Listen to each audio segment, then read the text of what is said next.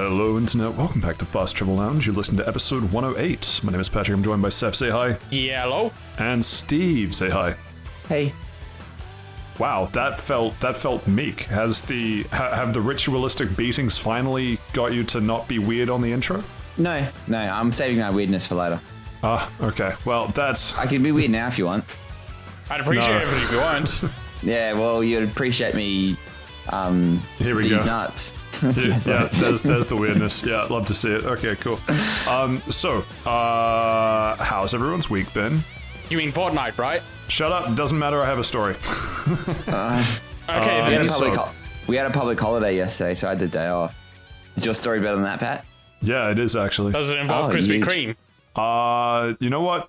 Steve actually had something going with his story. Now that I think about it, no, I might have mentioned that I had to send my Asus ROG Ally to the farm because it kept numbing my SD cards.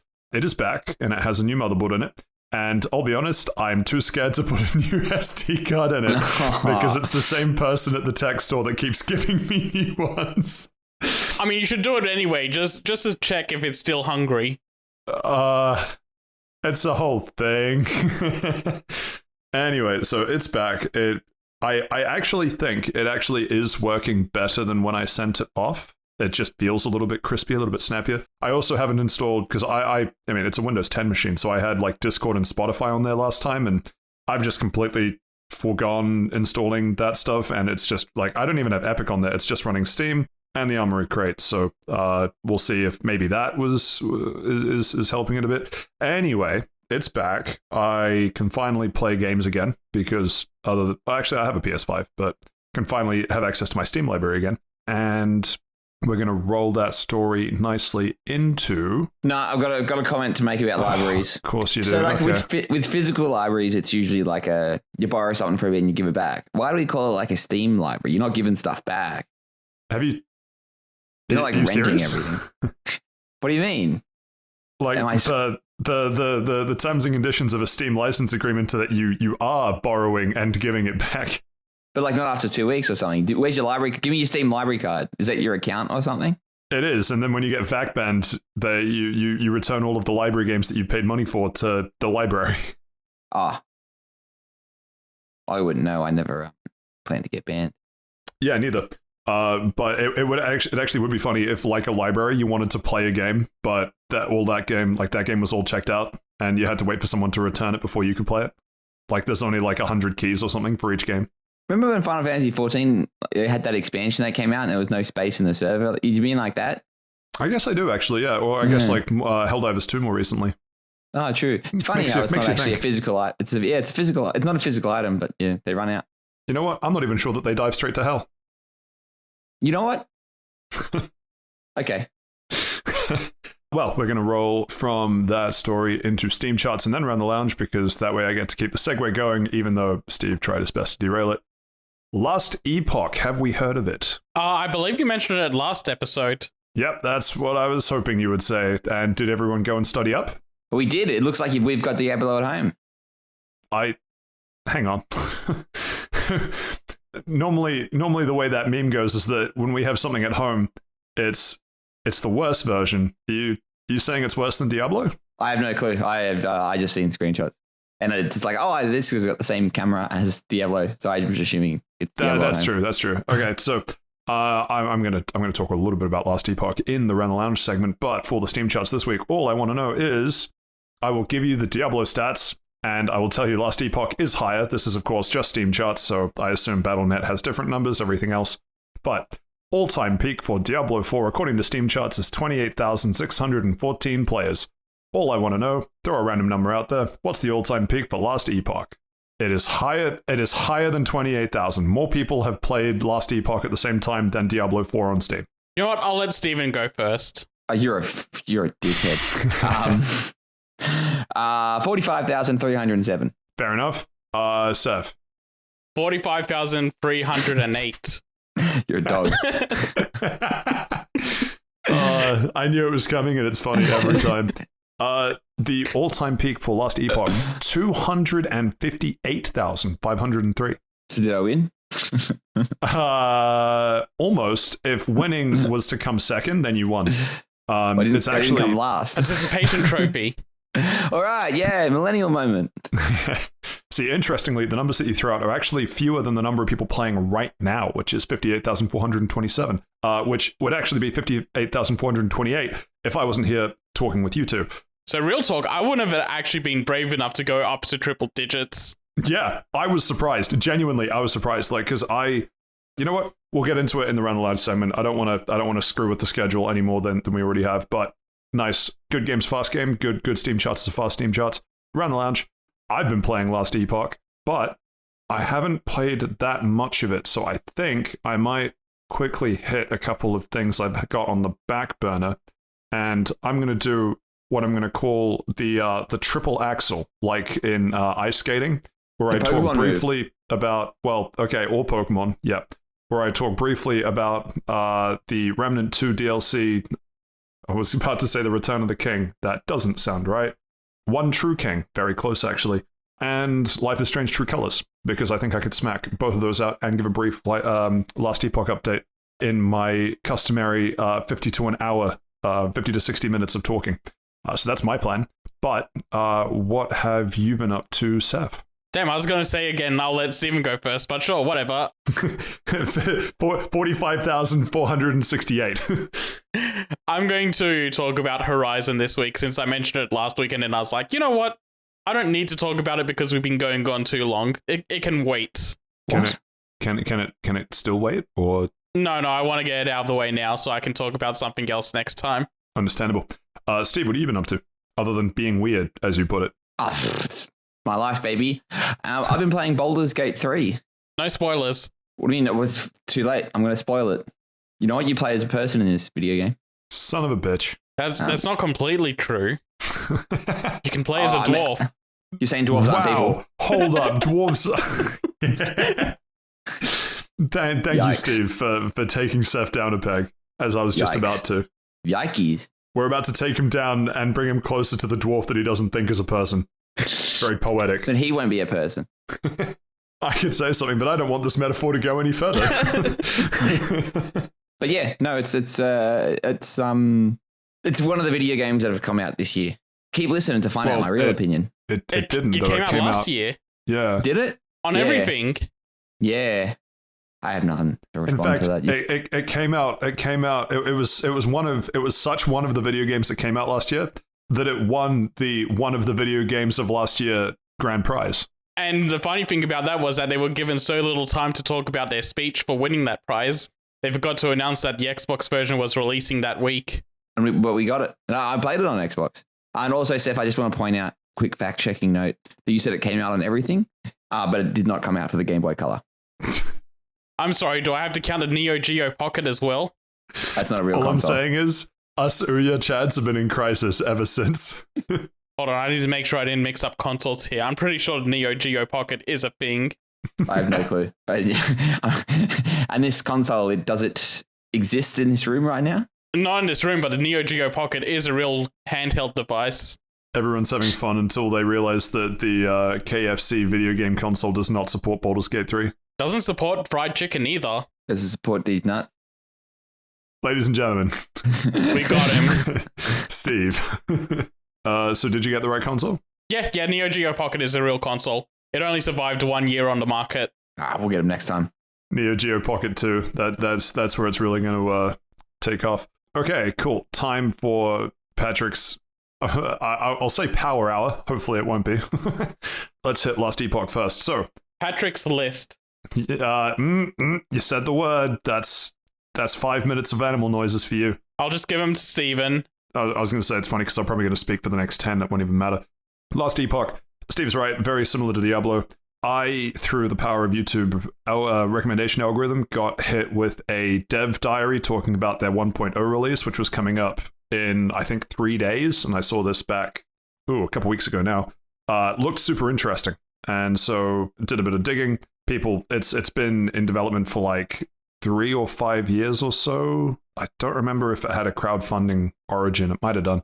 But either way, been in development for a couple of years, been in early access for a good chunk of that time too. So there's already a large community of people playing it, and they've all said that it's very good, obviously, because they've been playing it. So already checked a bunch of the boxes. I have been kind of feeling a Diablo-y sort of game, one of the like pick up, play like a level or a dungeon-y type thing, put it down type thing. What do you call those? Sorry to interrupt. I'm not sorry to interrupt. Fuck you. What's the genre of those games? Are they ARPGs? Is that what action RPGs? No, that's not right. They're a type of ARPG. Yeah, are they click 'em ups? Definitely not click 'em up. I've heard ARPG used the most with it, I think. Okay, no, It's never like- mind. Which is funny because Kingdom Hearts is also an ARPG. Yeah. I don't know. You'd almost just call them Diablo clones because that was the game that sort of popularized the format, sort of like Metroidvanias. So But then what do you call Diablo? A an Diablo ARPG. yeah, Diablo clone. Yeah, so if whatever you're thinking of when you think of Diablo, it's like that, but it's better than Diablo 4, which is not the bar that it probably Not a high could bar. be. Also, No, I it's need to not. go back for a second. You mentioned the Doom clones, I think. Diablo. No, If no, I said Doom, that was a mistake. I meant Diablo. no. You mentioned we said Diablo clones, but I think you said Doom clones for FPSs. I also want to. So Metroidvanias. Oh fuck! I'm thinking I was going to go on a completely different tangent then. Let me. Okay. I'm finishing my thoughts. Yeah, please. I appreciate that old FPSs in that style have been dubbed boomer shooters now. Is Duke Nukem Forever a boomer shooter? I thought it was. It's a disappointment. That's what it is. Yeah, but so are other boomers and shooters. What do you get when you put them together? Disappointment squared. You get a millennial. Yo. So anyway, so last Epoch, right? So yeah, that's the origin. I picked it up and then had to do a bunch of like work and stuff, so I couldn't play it. Specifically got it because people said that it actually works quite well on Steam Deck. And it's not one of those games that is officially supported on Steam Deck, as in, according to the developers, they're like, yeah, it'll work, but we don't want to go through the, like, I don't want to say the regulation, but they have to jump through some hoops to be officially said as like a Steam Deck game. And they just said that they don't really have the capacity to deal with doing that at the moment. So the overall community thing is that, like, yeah, the text is a bit small if you do it in handheld mode, but it works well on Steam Deck. And then, of course, because it's a ROG Ally, it runs Windows 10. It'll work in that too. So I played it in handheld for a bit. Text is a little bit small, like almost iStrainy because it is an ARPG. There's just shitloads of text everywhere. But playing it docked, specifically in full screen mode, buttery smooth off of the ROG. Really, really nice for a game that came out this year. That's cool. In there, what have I found so far? Played it for 3 hours, which is not in there enough to have like a fully formed opinion on it. But they give you a bunch of different classes.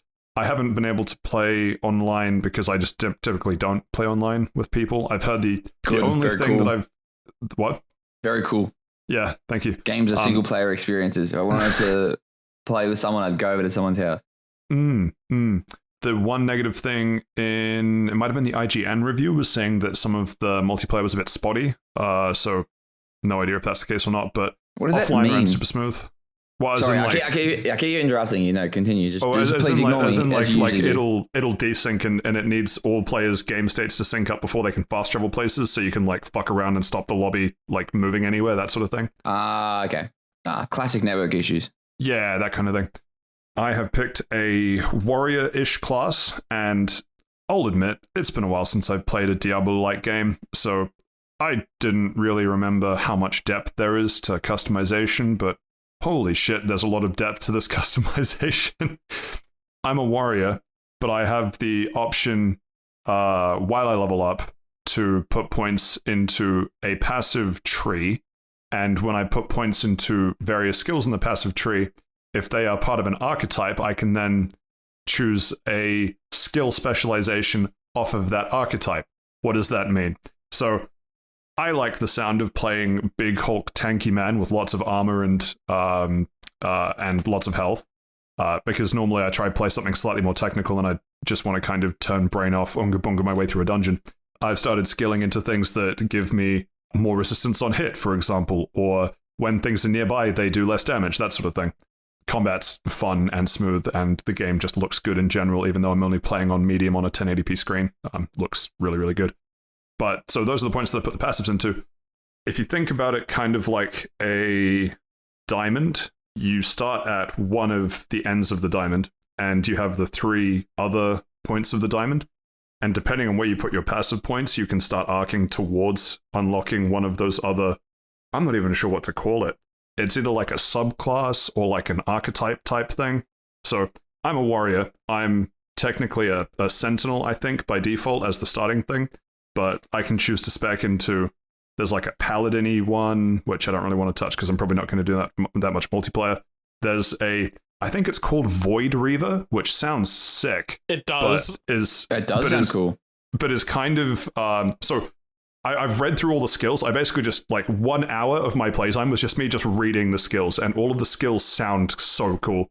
Void Reaver is like, even though you're a warrior, sort of high strength, large stick thing, Void Reaver is quite like, you do some damage, and I think one of the skills, so 2 of the skills, I really should have had some of this written out because the descriptions are really cool, but 2 of the skills from the Void Reaver archetype subclass thing, one of them, when you hit an enemy, they go forward in time by 5 seconds.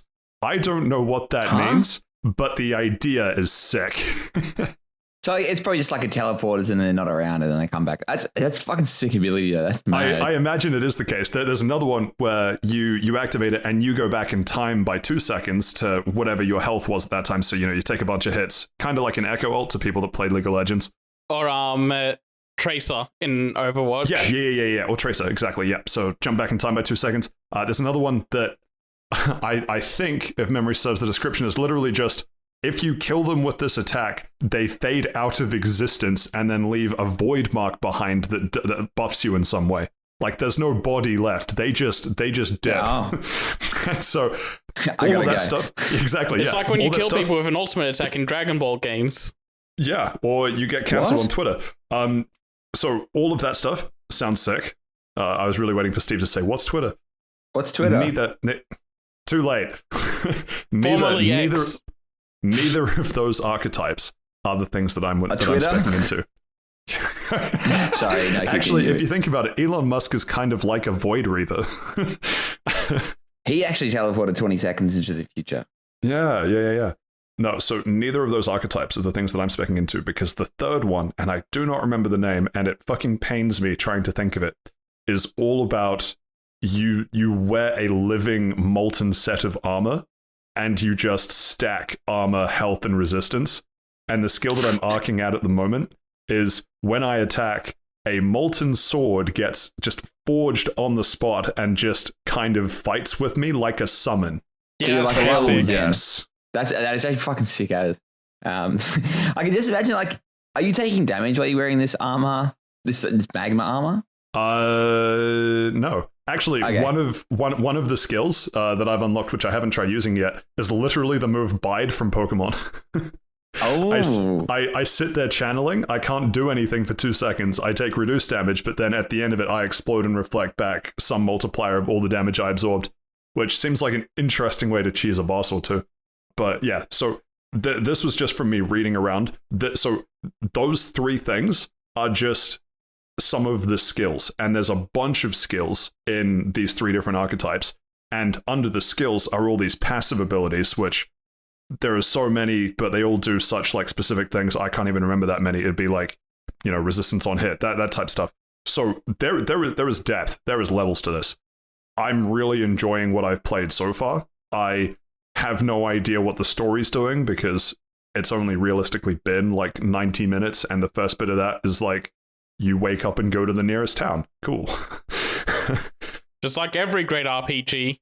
Exactly. So I'm really enjoying that. The other classes that I could have picked from, though, because I did have to hum and har over the warrior one for a bit. Assassin, as expected. Ranger, as expected. Mage, as expected. Necromancer, as expected. And Beastmaster, druid type thing, which I was really tempted to pull the trigger on. And yeah, Beastmasters are pretty great. Yeah, so that one, from the little bit of reading that I did on that class, one of the specifications, so you can do the kind of, you are the Beastmaster, you have a whole bunch of summons, or one of them is more the druid spec of just you become one of the summons, and then your mana goes to rage, and you just start like animal style all over the place, so. It's animal time. It is, it's animaling time, that's what he yells when he transforms. You mean the drummer from the Sesame Street? Sorry? What? His name is Animal. The Muppet. Well, Animal Drummer Sesame Street. I'm just no, googling it might right be a now, Muppet. Seth. It might be a Muppet, not a Sesame Street character. It's a Muppet. You're a fucking idiot. I hate you so much. I didn't know his name The was real Animal Muppet was with us the whole time. That's it. I'm leaving. It's probably for the best. I think you can recover from one of those. Even though I'd be pretty upset if that happened to me. Yeah, anyway, so that's Last Epoch. Please play it. I suspect it's the sort of thing that would be really fun with friends when you all have hyper specialized builds. Like I'd even be willing to start speccing into Paladin. I know there's a respec button. I don't know how many of the choices I'm making currently can be respec later. So all of this, right? People say the biggest downside of Last Epoch is the campaign. And you're like, oh, well, that's weird. What do you do? I don't know what the end game is or how the end game plays, but everyone says that's where the game starts in terms of fun. So that seems to be the case with all Diablo likes. I guess, but I'm already enjoying myself admittedly early on, but still in the campaign. If I only have better things to look forward to, I'm excited by how much fun I'm already having. So that's my Last Epoch bit. Ooh, okay, slightly behind on time. Let's just hit the Remnant 2 DLC real quick. So Remnant 2, they have 2 DLCs in the works. They've released one. It was the One True King. They did it in an interesting way. So from when I talked about Remnant 2, no idea which episode that was on anymore, you play Remnant 2 as the campaign, and you have the choice of one of 2 worlds as the starting. Your second world is always the same. You then have worlds 3 and 4, which are the ones that you didn't get, you know, each role, and then the 5th world's always the same. So worlds 2 and 5, always the same regardless of playthrough. 1, 3, and 4 can be in a different order, but they're basically different tile sets, and therefore different tile sets, different stories, that sort of thing. So 5 worlds, 5 tile sets. The DLC changes. So one more split for how many would it be? 4 of the worlds? Yeah, about 4 of the worlds. You have 2 different pathways, let's say. So the whole thing, it's all proc gen, so each one's a different seed. You have a slightly different experience each time. That's all fine. Already covered that. So let's just focus on the 3 random worlds, actually. So world 2, you can get 2 different final bosses, but your journey through the area is still the same, so let's just put that to one side. Areas 1, 3, and 5, 1, 3, and 4, you can have 2 very different pathways, so to speak, like story arcs. And then within the story arcs, you can have a choice of different bosses, choice of different, not rooms, what's the word I'm looking for? Areas. Choice of different rooms, that sort of thing. So there's already 2 available for one of the tile sets called Lossop, which is kind of like a combination of an old Victorian-y Gothic England type tile set mixed with kind of elvish castle type thing. Quite a cool area. And so what they did with One True King is that they split that into a 3rd pathway instead of just the 2. And I'm imagining whatever the DLC they do next, it'll be that with a different tile set. They'll pick one of the other 2 and then split that one into a 3rd pathway. So they give you the DLC in that you can either play through the campaign, which everyone does, and then one of the whole things of Remnant 2 is that you can do what's called adventure mode, which just lets you re-roll a particular world, and it'll give you a different seed for that one world, and it's completely separate to your campaign. So you can't screw up any like story choices or anything else. It's specifically isolated to that thing. And so they can give you the DLC as a one-shot, and what people found is that if they pick a difficulty that's too high, because you can't adjust the difficulty once you've spawned that mode, if you pick it where it's too high, what will happen is you'll have to re-roll adventure to put it on a lower mode. But because it's all part of the same world as the existing one, you no longer have a guarantee that you're playing the DLC in adventure mode. So where I'm trying to get to is, on one hand, they've given us extra choices for one of the worlds, which is great. Extra choices, extra loot, extra enemies to fight, all this good stuff. On the other hand, if you're trying to farm for something specific, or trying to, I don't know, experience the DLC and all the new areas specifically, all of your things went from 1 and 2 to 1 and 3 as a way of rolling those areas and those beats and those stories. So a lot of people have been complaining that you only have access to the one shot once, and that people have been putting it on too high a difficulty. Because some of the enemies in there, suck. Like they are rough. Hang on, do you mean suckers in like they're just shit enemies, or suckers in they're just too hard and you're getting filtered? I'm definitely in the getting filtered bucket. Ooh. And some of that is like I'm making specific build choices because I want to level stuff up, so I'm not using my most powerful stuff, but I've had to swap to my most powerful ultra leveled stuff to get through a couple areas because of how hard some of the enemies are.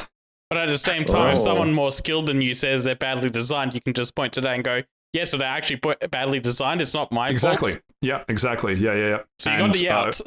You're getting filtered. You're getting filtered. And you should be better than them. You're the best player I know, Pat. Thank you. He's the only player you know.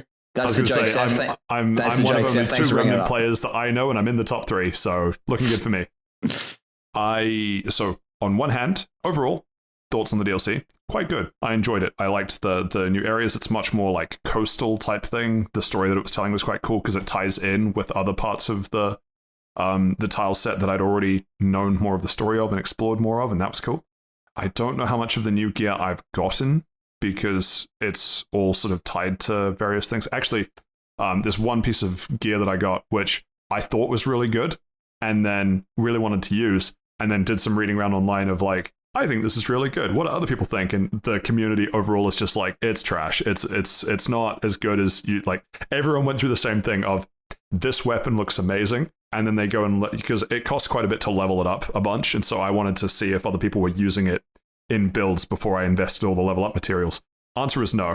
people were like, yeah, it looks so good on paper. Level it up to max, and it's just not. It's not there. So, Pro, fun DLC. Enjoyed it. It's more Remnant 2. It's a good time.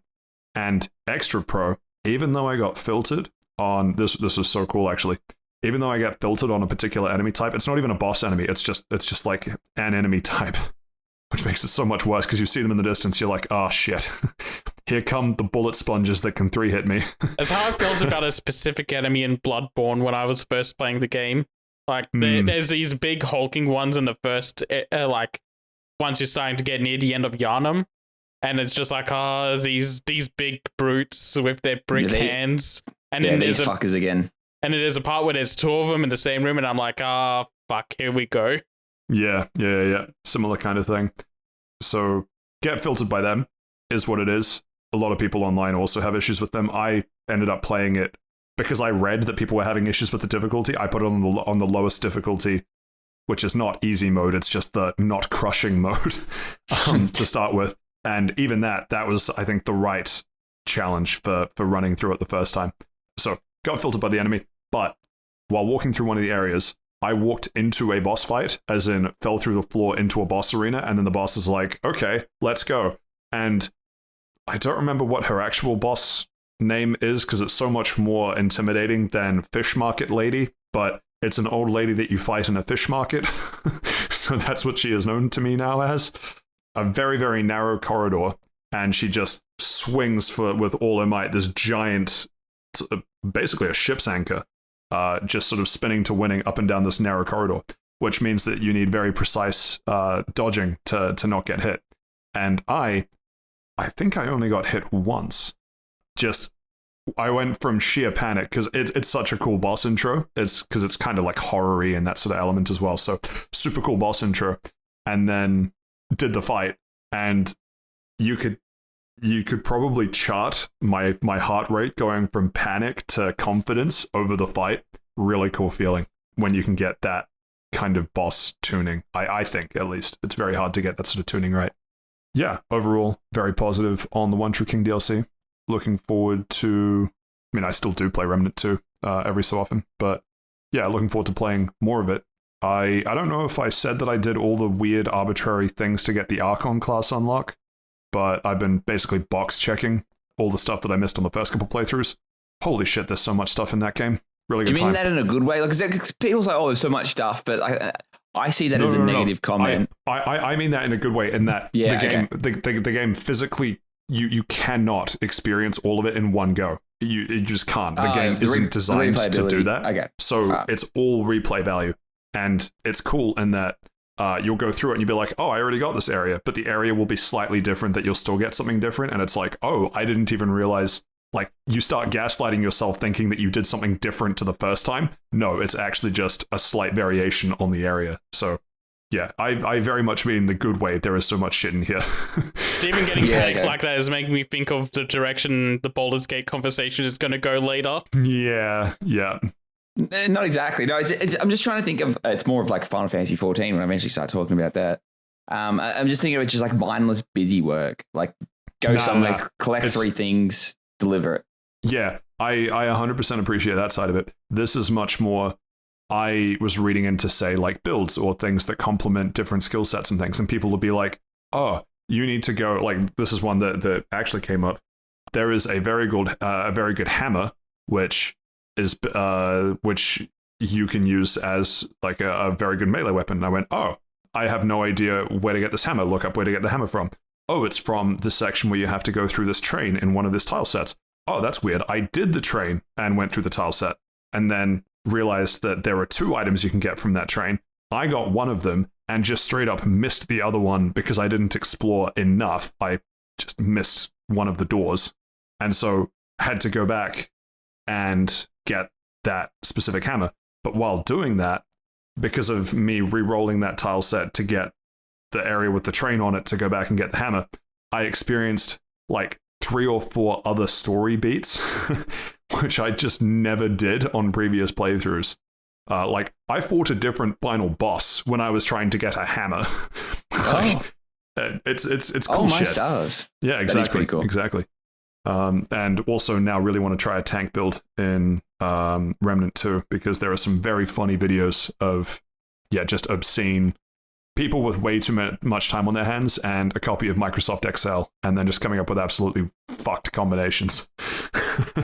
That's how I heard the Stranger of Paradise community went. Surprisingly, there's a community for that game. Yeah. Still? I don't know if it's still, but around the time the first DLC came out, apparently, like, there was a bunch of people that were just using Excel sheets to make the best builds in the game that made you basically impervious to damage. That's kind of similar. Yeah. I kind of that seems to be the end goal of these type of games. I'm kind of okay with that though. Like when you're getting, I don't think the people that aren't impervious to damage are having any less fun than the people that are. It's just if you need to be impervious to damage to get through some absolutely fucked endgame boss that there's no other way to cheese. Oh yeah, no, I'm not saying it as a negative. It's just like it seems like the common endgame of a lot of players is to get to a point where you can become impervious to damage, and if the game allows that, then it's a sign of a pretty decent builder. Yeah. At least Looking I think so anyway. God of War, Ragnarok, Valhalla. Just where your builds don't matter. Exactly. Just give me a fun shitty cheese build, please. It's just like whose line is it anyway? The gear's not real and the points don't matter. Yeah. Exactly. So I've misbudgeted my time. Classic me take. So I will save thoughts on Life is Strange True Colors till another time. But to give my 1-minute summary, I've played, I think, every Life is Strange game at this point. True Colors is one of the games in the series. I don't think it's particularly bad. I also don't think it's particularly good. I think it's got one really strong episode, but I think the writing on the whole is weaker than other Life is Strange, particularly like the earlier Life is Strange games. I don't think True Colors was a don't nod. It's not. It's the studio that took over and did the remaster, and I think they did Before the Storm. Yeah, I'm not sure. I'm not saying that that's the reason for the drop in writing. Like, is what it is. But just overall, like, yeah, it's a game. But I have had a more visceral reaction to other Life is Strange games, particularly how all your choices come together at the end. Whereas they put a whole bunch of threads out there that made it sound like there would be some large overall ending that would tie it all together. There's not. While I say this, I feel like I might have actually touched on this already, so I'm going to leave it there. But if I haven't already talked about it in a previous episode because my mind is sludge, I will hit that in a later episode. So, where do we go to from here? Why don't we jump to Baldur's Gate 3? That seems slightly more recent than whatever Saif was going to talk about. Already forgotten, eh? But yeah, I don't blame him. I've already forgotten too. True. So Baldur's Gate 3 came out technically in early access in like 2020 or something, but it fully released last year, halfway through last year. I don't know. And yes, before I get started, yes, this was the game of the year last year. And before anybody asks, yes, I did not pay full price for this game. Thank you. Asking the questions that the audience really wants answered. Yeah. Was it 75% off? Very close to 75% off because I got some off like one of those key reselling websites. I used to not really think about where those keys came from, but I've since been informed that those are probably from like stolen credit cards. Yeah. Stolen credit cards or like actually stolen codes or people using review codes and selling them off. Yeah, so I'm not sure what I feel about that. Well, you should feel bad. Yeah. Yeah. If I don't think about it, I don't have any problem with it, right? There's some genuine key reselling not reselling, but key websites like I think Green Man Gaming is one of the good ones. Yeah, I've heard about them. Yeah, there was no way this is fucking genuine. I think I had to put a VPN. What was it like? Anyway. cdkeys.com or something? Not even .com.net. I wouldn't be able to tell you. I blocked it from my mind. But yeah, and I got it for like $20, which is fucking. It's good. It's good for me personally, but it's probably bad for if someone owned that key or had their credit card stolen and paid for it. And rah. Anyway, it doesn't matter. So as I said before, I'm playing this on the Xbox. And for those that are unaware, for some whatever reason, Baldur's Gate 3 is a RPG that is it like a CRPG is the right word? Yeah, CRPG is the one they use. Yeah, what's C stand for, big fella? I believe it's computer. Oh, is that what it is? I was going to say the C stands for control because that's what I was playing it on. In a genre that's relatively dominated by PC games. Yeah, exactly. Yeah. So I can't believe Steven got kicked from the lobby. Exactly. It's not even it is a multiplayer game, but look, I was playing solo and I still got kicked. So yeah, Baldur's Gate 3 is a big surprise. The third game of the Baldur's Gate series, and the last two Baldur's Gate 2 came out like 20 years ago or something and was made by BioWare. Remember BioWare? Actually, when they did good RPG games. But this is developed and made by Larian Studios, and those are the people that made Divinity Original Sin 1 and 2. And I played Divinity Original Sin a couple years ago now, and I really liked that game, so I sort of knew this game was going to be really good. And I've heard a lot of good things about the old Baldur's Gate games, but it's just kind of... they hold up okay from what I've heard, especially there's like a remastered... But yeah, remastered is probably a strong word for it, but like a touched-up edition that was released a couple of years back. And apparently that's not bad, but at the same time, it's one of those things that people really like the Baldur's Gate 1 and 2 games if they played it at the time. But if you go back and play it now, there's just a couple of design elements and the gameplay it just drags on a bit. So what they've done with Baldur's Gate 3... That kind of sounds like how a lot of people talk about the KOTOR games as well. Yeah, I've heard that. Yeah, there's a lot of like those old BioWare games that are very like invisible tabletop games, like because all of Knights of the Old Republic's got invisible dice rolls. Jade Empire's got it, and the Baldur's Gate 1 and 2 I think rely on it a bit more as well.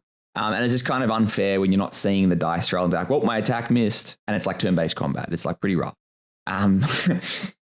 So this Baldur's Gate 3 it's officially licensed.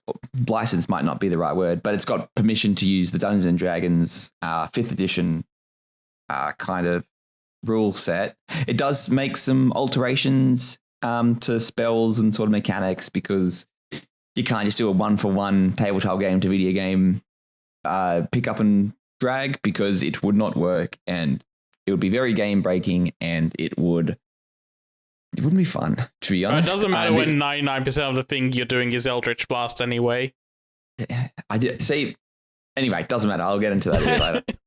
And as someone who plays D&D, and I've got a lot of friends that play D&D who are very excited for this game, and I've heard nothing but good things from them. I was very excited to play this, and I'm glad I played it like 6 months after it came out, after it won all those awards, because it did get me excited for it.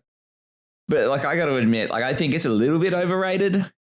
I say that finishing it last night at like midnight because it was just got to do one more thing, and after like 95 hours of gameplay. So, do I think it's overrated? A little bit, Did I possibly burn out on it? Also possible. Because I tried to do as much as I could in this game. Just Patrick, because you're I gonna like have to hold me. This is Shadow of the Colossus all over again. It's not that overrated. Deep breaths. Yeah, like it's good. Don't get me wrong. This game is fantastic. What it does with the mechanics and bringing across what it feels like to play Dungeons and Dragons to a video game, especially when there isn't like a dungeon master to sort of just invent things as they go along. The combat's really good. The voice acting's fantastic. The scenery, music design, fantastic. Love. But it's. Have any of you two played like the Divinity Original Sin series?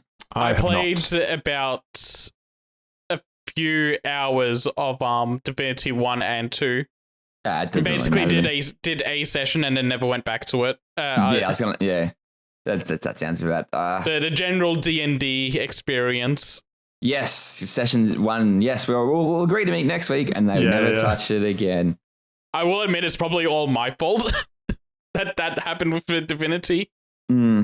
First sessions always create the character. Second session never happens.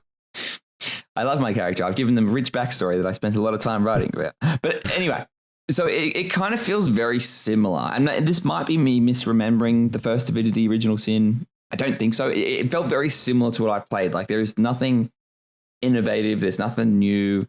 There's like choices to make. Your choices do matter. The combat is like sort of turn-based. Got a little bit of the combat that I'll get to a bit later. Depending on which class you are, you got different skills available. There are weapons and different armor and stuff you can equip to your character and blah, blah, blah. There's like environmental effects, like if the ground's on fire and someone walks through it, oh no, I've taken burning damage and now I'm on fire. All that kind of stuff, that's cool. But that's come from like Divinity Original Sin. And I get the feeling that a lot of the praise that this game is getting is from a lot of people that haven't played that game, which is a shame. Like the Divinity Original Sin series is amazing. I'll let you finish, but I do have a little bit of a disagreement there. Yeah, fuck you. Don't disagree. I just feel like because people haven't experienced something like that before, and those games didn't really sell as well as what they thought they would, that this game is getting all this praise for, I've never played a game like this before. All my choices matter. The environment interacts with me, but it's still like a turn-based RPG type of thing. There's no like flash screen, and there's like I'm gonna get called out for using the J slur. Where it's like 3 people on my side and 3 people on your side, and they're like bopping and all that kind of stuff. 3 people in a row fighting 3 other people in a row. It's actually, you got a party of 4 in this. But yes, Seth, what was your criticism of my comment? Yeah, so you're not entirely wrong because Baldur's Gate 3 did do like numbers. It's done so much better than the Divinity games ever did. But it's still getting all that praise from people that also did play the Divinity games as well. And I think a big reason for that is just because it might not be innovating much more, but it's got a lot more presentation value than the Divinity games do. Like the cutscenes and the character moments all look so much better than the Divinity games did, even from like the little bit I played and remember from those games. It's got that over-the-top look for when you're playing the game, but then when it's getting into the cutscenes, like you're actually down to eye level with the characters, and that does a lot to up the presentation of the game and make people care that much more. You know what? All right, you got me. Like the cutscenes are like cinematics and stuff, and you are right. It does sort of feel like you're sort of like watching them talk. So yeah, all right, all right, yeah, all right, I'll give you that then. And I think that's the, for lack of a better word, the cinematography of like how it presents the characters talking and the events happening like in the cutscenes is also a good draw to it, because the story here is like, it's pretty good. It does kind of do that thing where it's like, oh, you and all your allies kind of just find themselves together with this big tadpole thing in their head. And it feels like, but me and the boys on a Friday night, am I right? Yeah, exactly. Yeah. Cracking open a couple of cold ones and we're all on the Nautiloid. But then like it kind of feels like it's, oh shit, we got to get this tadpole out of our head right away. And then like literally you walk a little bit and it's like, well, there's this temple here. We should explore this temple. And it's like, don't we have to get this tadpole out of our head? Yeah. And I kind of appreciate that. Like this is a big open world. There's a lot of different side quests, a lot of things to do. But it kind of just ruined the pacing. And it didn't bring me out of it, but it was just like very jarring. It's like, oh, I've got to explore this temple. I'm like, you know what? Fuck it. I'll explore this temple. And you But I'm finish not going to be exploring the happy temple. about it. Yeah, but I'm like hopefully the need to get rid of this tadpole isn't that big of a need. So then you explore that temple. It doesn't take that long. Then you go a bit further along, and then you see this like grove of druids under attack, and then you're like, oh, cool. I guess I got to help them now. And it's like, fuck, I got this tadpole in my head. Oh, I'm going to die soon. And then there's like one party member that's like, yeah, we got to do this right now. And then like you don't really do anything about it. It's just like she's sort of pushing you on, but then you just be like, no, we got to solve these strangers that we've never met before. Their problem first. Like that, I do appreciate though that like the more you put it off and do things like that, the more like that character in particular gets upset about your decisions. Like, yeah, but this is one of those games where you don't have to do everything. You don't. It didn't stop me. Yeah, yeah. So it's like if you feel like that you want the story to be, yeah, let's just go deal with the tadpole right away, then that you're completely up to. You've completely got the option to just go, yeah, no, I want this tadpole out now. Let me go deal with that right now. Yeah, that's true. But they could have, I don't know, maybe I wanted a bit more railroading before I got let free. Yeah, but okay, so then maybe it's not really, it's a negative for me, but at the same time, that probably is a point in the game's favor to how interactive is probably the word I'd use for the story. Like there's many different ways to approach many different quests. I'm just saying, you got a second playthrough you can do now where you just focus on a tadpole.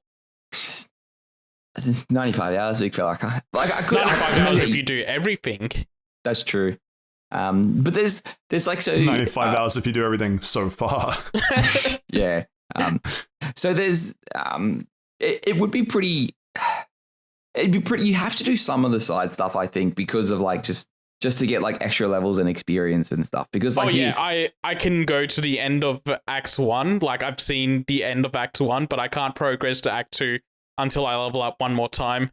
Yeah, like and there is only like 12 levels in this, which is I think is pretty safe because like you get to like, as someone that's been in a D&D campaign when we were level 15, like level 15 combat takes so fucking long. And like when you're in those the later levels, especially like the 11 and the 12s in the latter, there's 3 acts, by the way, in Act 3, it kind of like sort of does take a bit longer than what it should.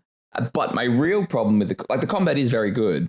But my real problem with it is like towards the end of it, it becomes pretty much like, especially in like when you're tying off all your companion quests and it's a big boss battle and it's really big and there's a lot of things happening. It's like, well, okay, this character's a boss fight. And it's like, maybe it's the way that I played it. I wasn't trying to like min-max or anything. I sort of went, oh, this makes sense for my character to have, or this looks like a fun ability. And oh, wow, it actually is bullshit. I shouldn't have done that.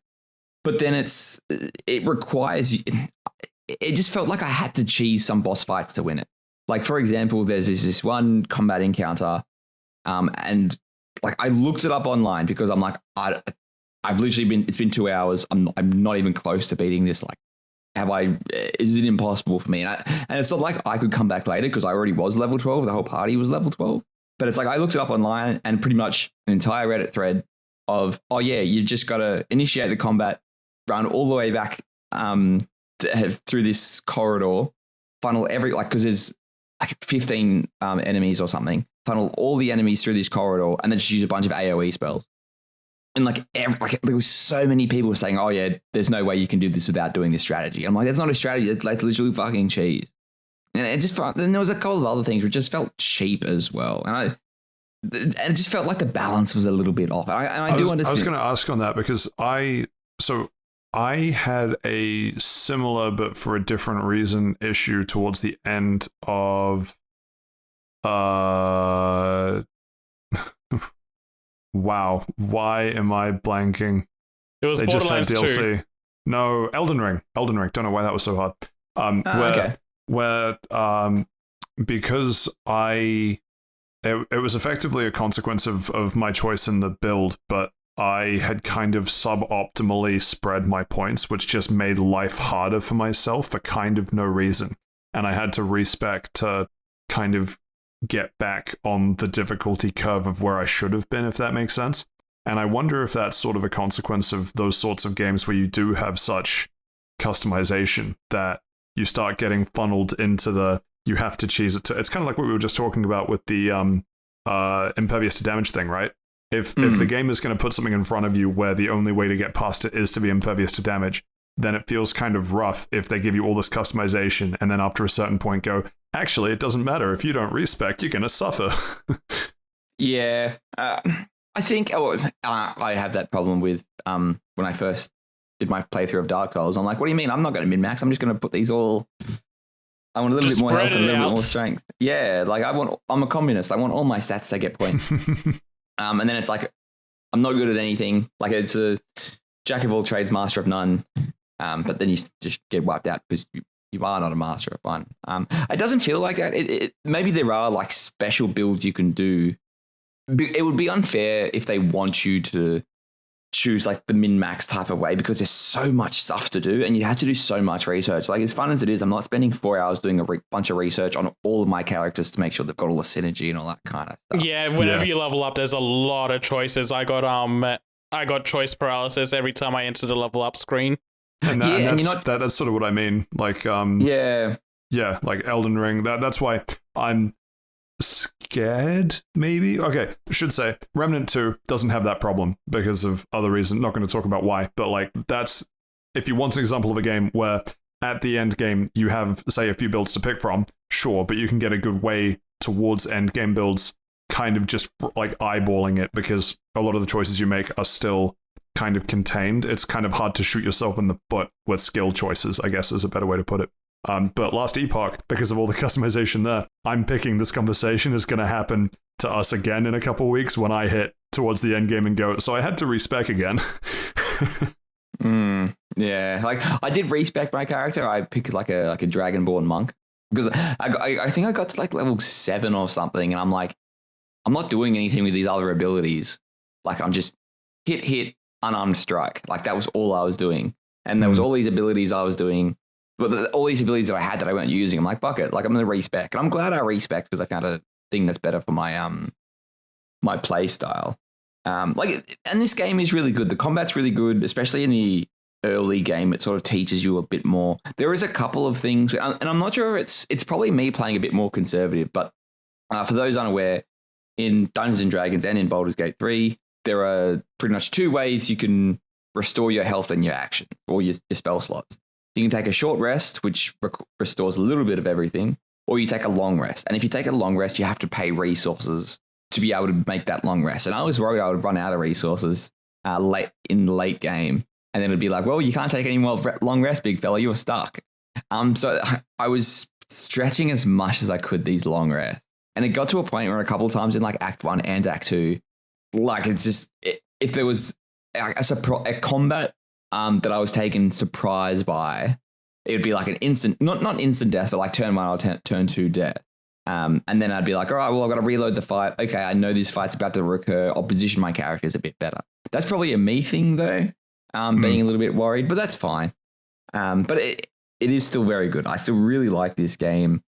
The choices that you do make really do matter. It feels like the stuff that you do in Act 1 fades through into Act 3. And I did, in Act 2, I did make a bit of a boo-boo. Like I was like, I had all these quests lined up to be done at Moonrise Towers, and then I was in a different place, and it gave me 3 warnings that said, hey, do you want to do this? This might ruin some other quests. And I'm like, nah, it's probably fine. And then when I did it, it ruined all those like literally 6 or 7 quests at Moonrise Towers, and I was like, get fucked.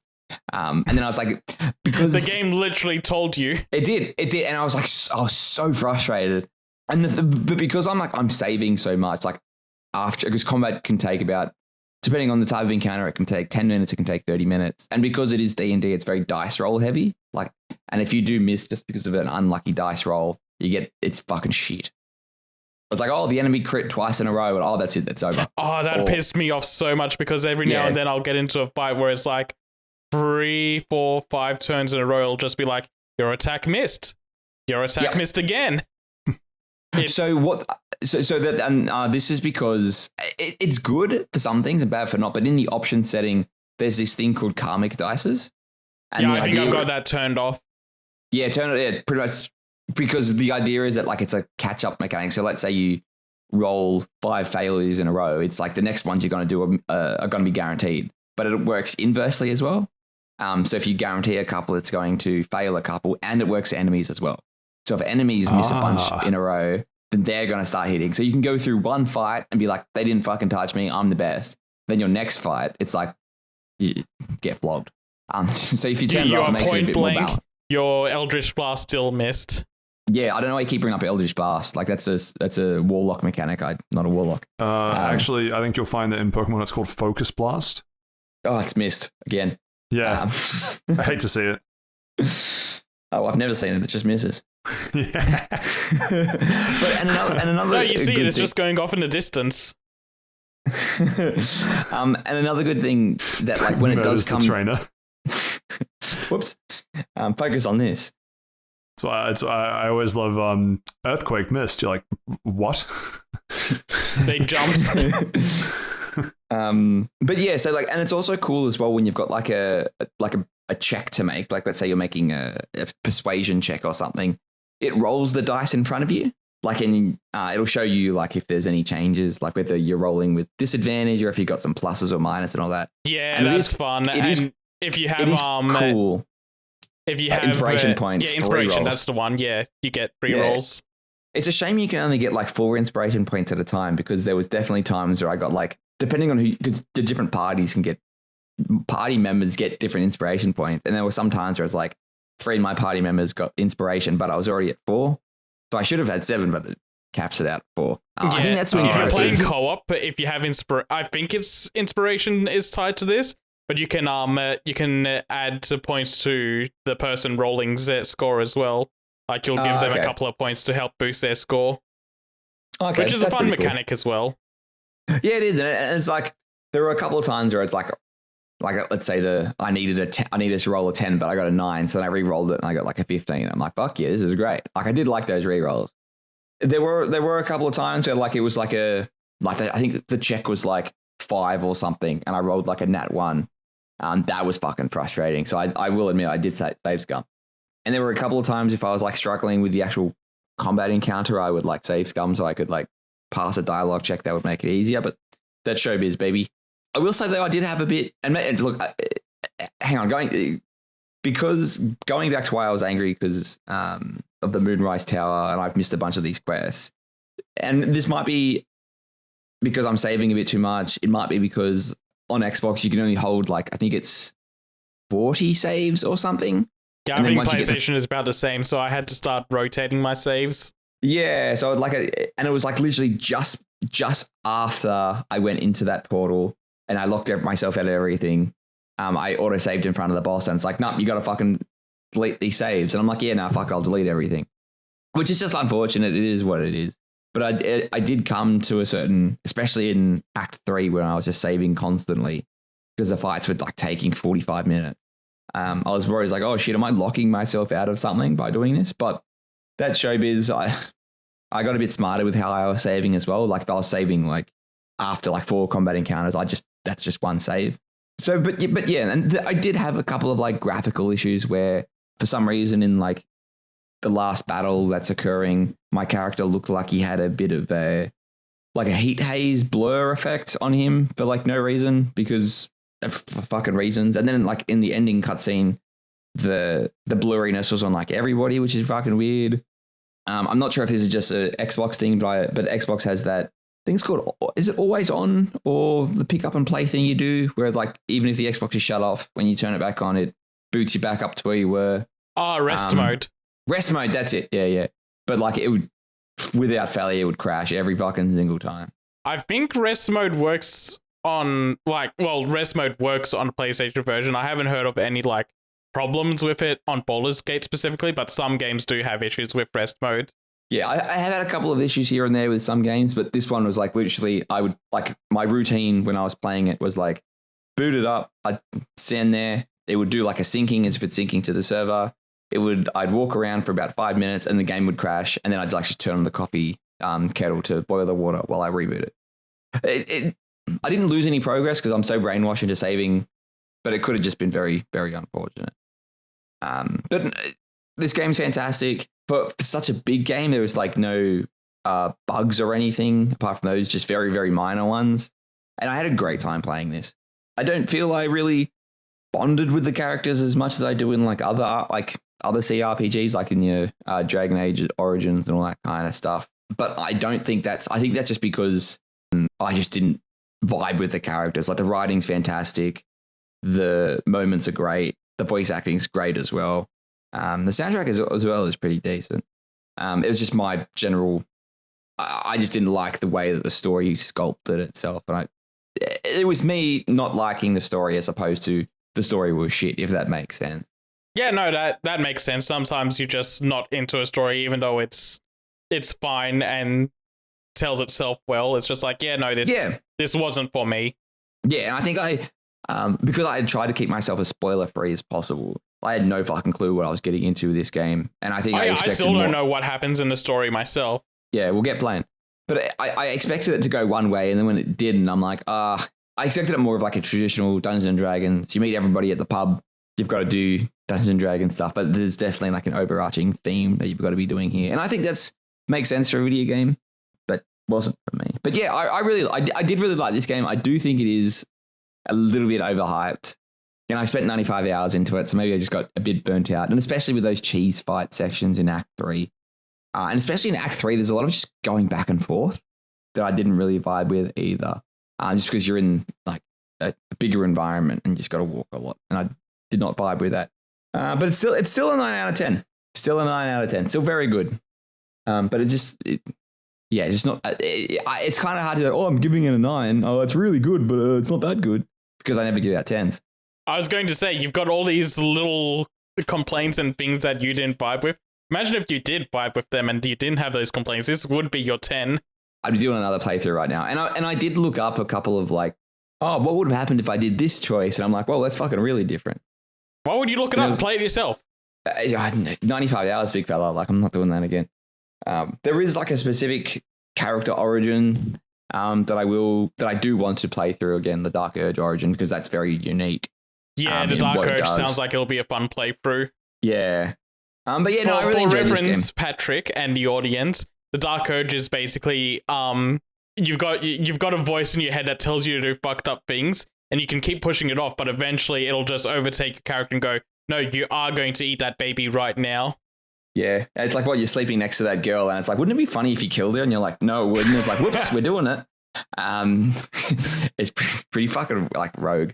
But yeah, and there's a lot of different interactions with that that I want to do as well. But yeah, great game. I can tell it's not going to be everyone's game, but if you do like role-playing games, if you do like Dungeons and Dragons or any of those type of tabletop RPGs, I cannot recommend it enough. What if it's got a very good character creator as well. Visceral hatred of Dungeons and Dragons. Play this game, but play it ironically.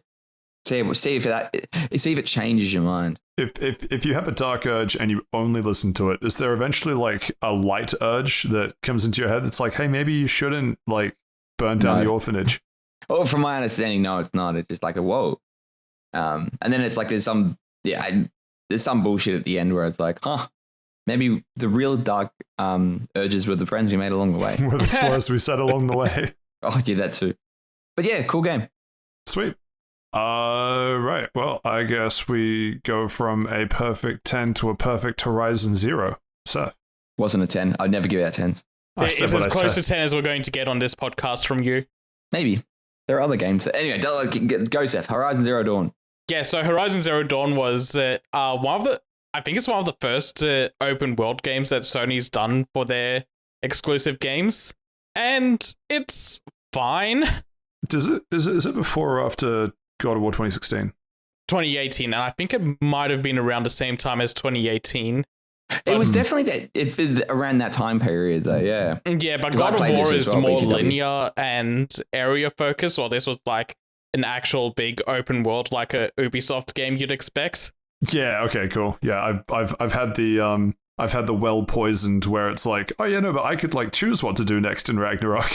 Not Ragnarok, 2018. Yeah, 2018 feels more like hub-based and level design focused. Good clarification. Yeah, but yeah, Horizon, you can feel the inspiration of Ubisoft games. It has the dreaded Ubisoft towers, but in this game, they're giant giraffe-necked dinosaur robots. They're brontosauruses. And you'd think a game with giant robot dinosaurs would be really cool, and it is to an extent, but not as cool as it should be. It's cool for the first hour. It's cool. It's cool when it's talking about the things that happened in the past and how these robots came into existence, is how I feel about it. When the game story is about like Aloy and the tribes around her and like the general world, I find it kind of boring and uninteresting. But when it's about like the sci-fi elements of the world, I find it really interesting to go through. And what do you mean by that? So you basically start off as like just doing quests around your village area, and all of that just wasn't that interesting to me. Like it was all about like Aloy and her rise into the village because she's grown up her entire life as an outcast. So the first few hours of the game is her trying to be accepted into her society, and then immediately after she wins the right to be accepted into the society, she's instantly put onto a quest that sends her out into the world and to never return.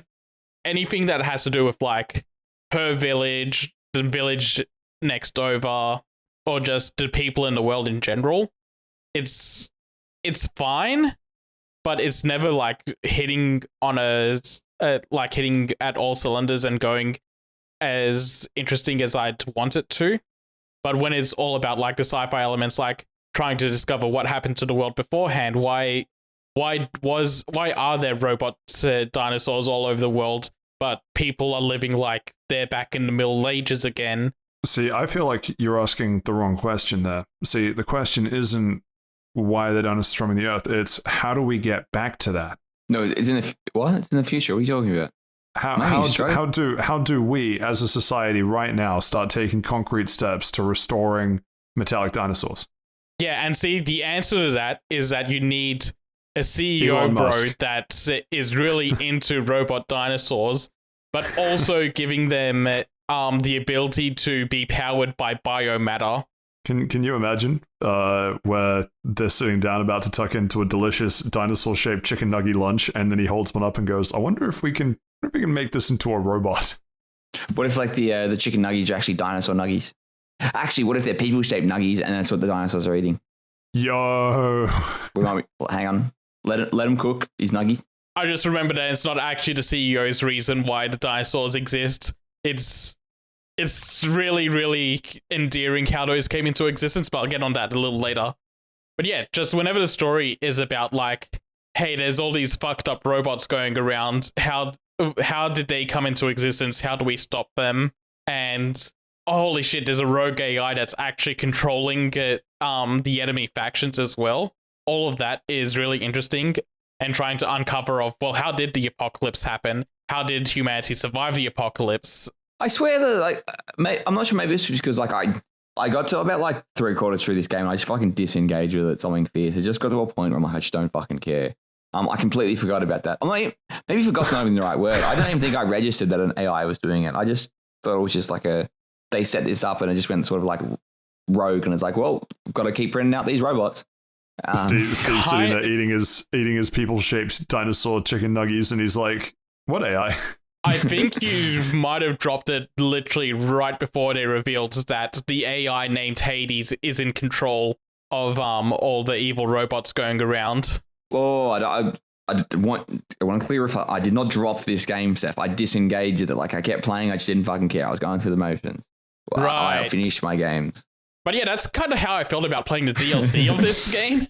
Because I finished the main story and then I went into the DLC and I was like, I do not care about anything that's happening in its DLC. Like, from hour one, I'm like zoned out and just kind of playing through it. And it's like, what even happened in this DLC? None of it mattered at all. In general, though, like, it's a fine game. It takes a very long time for the story to get into a point where it starts getting interesting and blending together the Apocalypse storyline with the current storyline. But Aloy herself is a fine character. Like, she's not bad, but she's not super interesting either. And the gameplay in general is just kind of fine. Like, you got some uncharted climbing to go around areas, and it's just got general, like, what you'd expect out of a third-person shooter. The big problem I have, though, is that you got to get like 5 different weapons if you want different ammo types. Like, you have a weapon that's a slingshot, and it'll have like fire, ice, and thunder ammo.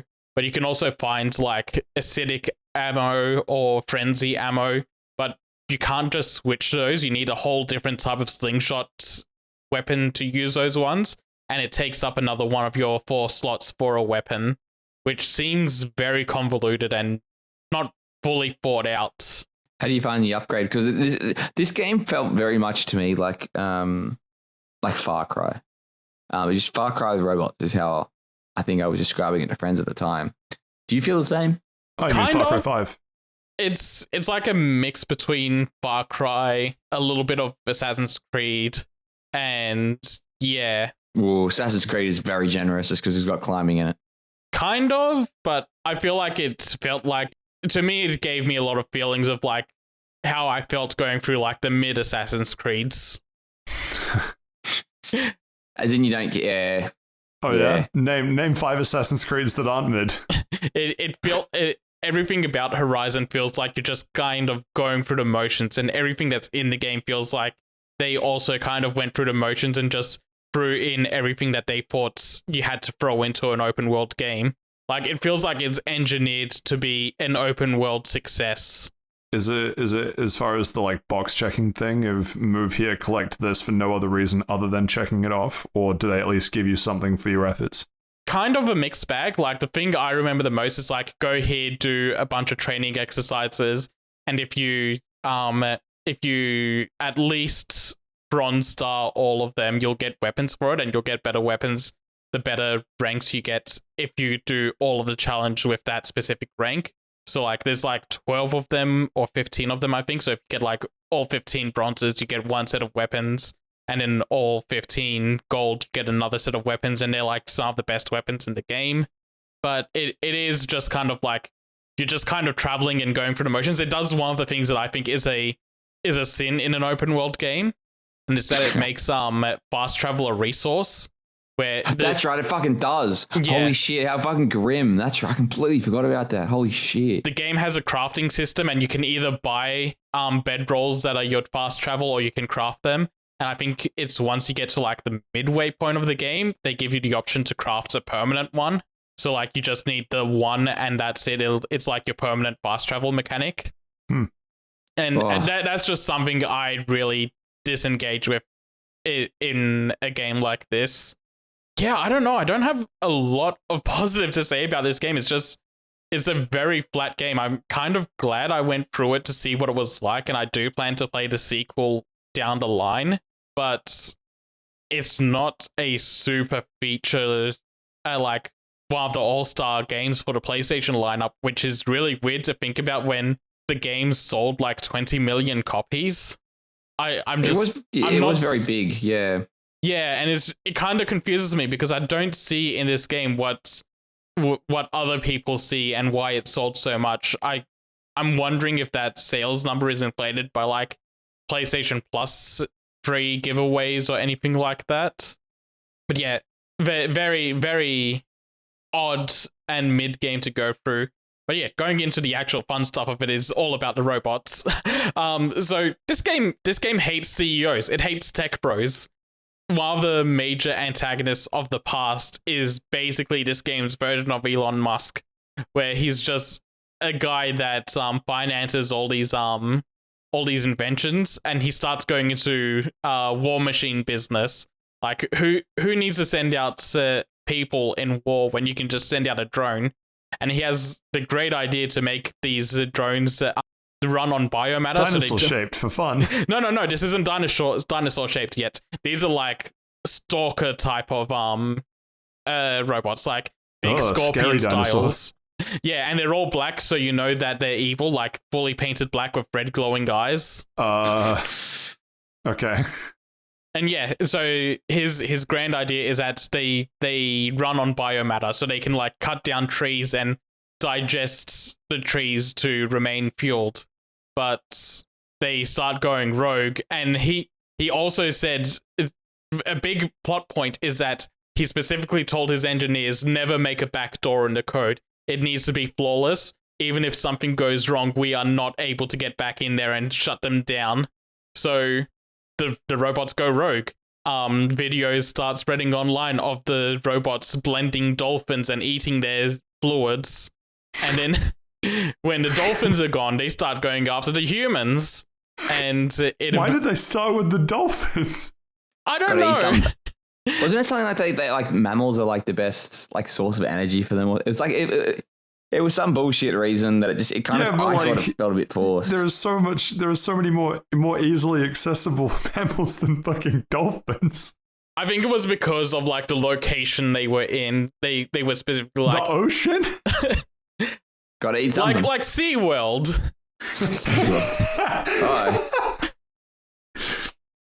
News coming to you live tonight. Every SeaWorld on the planet has been hit by robot scorpions.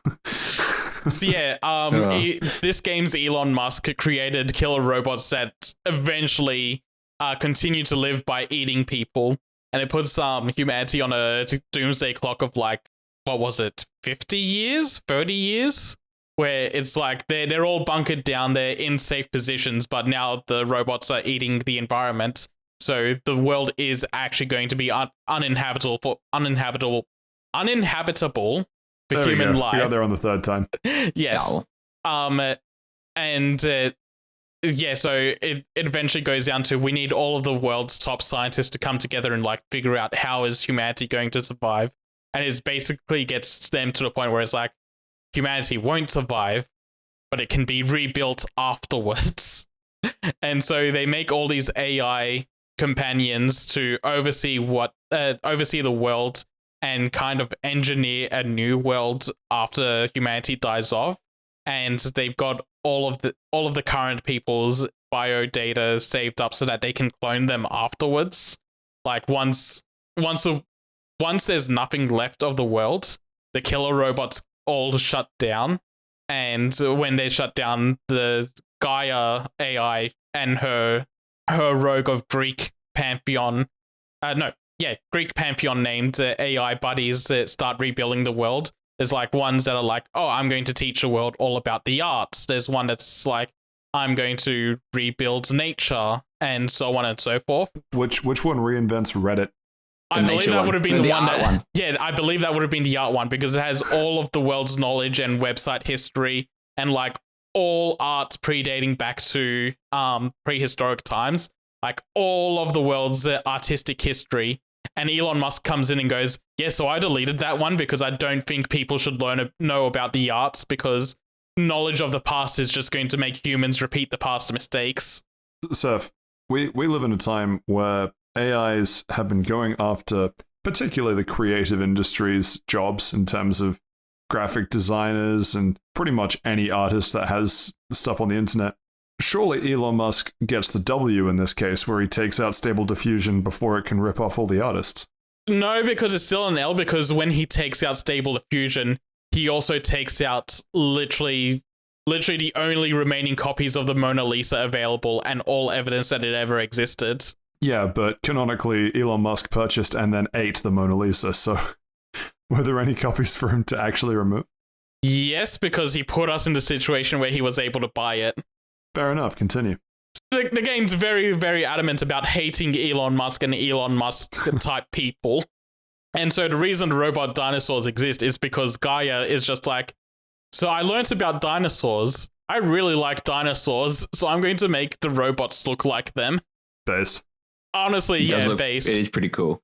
And it makes sense because Gaia at this point is like 4 years old, and I'd be hard-pressed to think of a 4-year-old that doesn't like dinosaurs. So true. But yeah, it's when it's uncovering all of the old world mysteries that I feel like this game is firing on some cylinders that make me appreciate it. It's just everything else around the game and how to get there isn't interesting. But, you know, I went through the game. I enjoyed some of it. Hold on, I need the actor's name.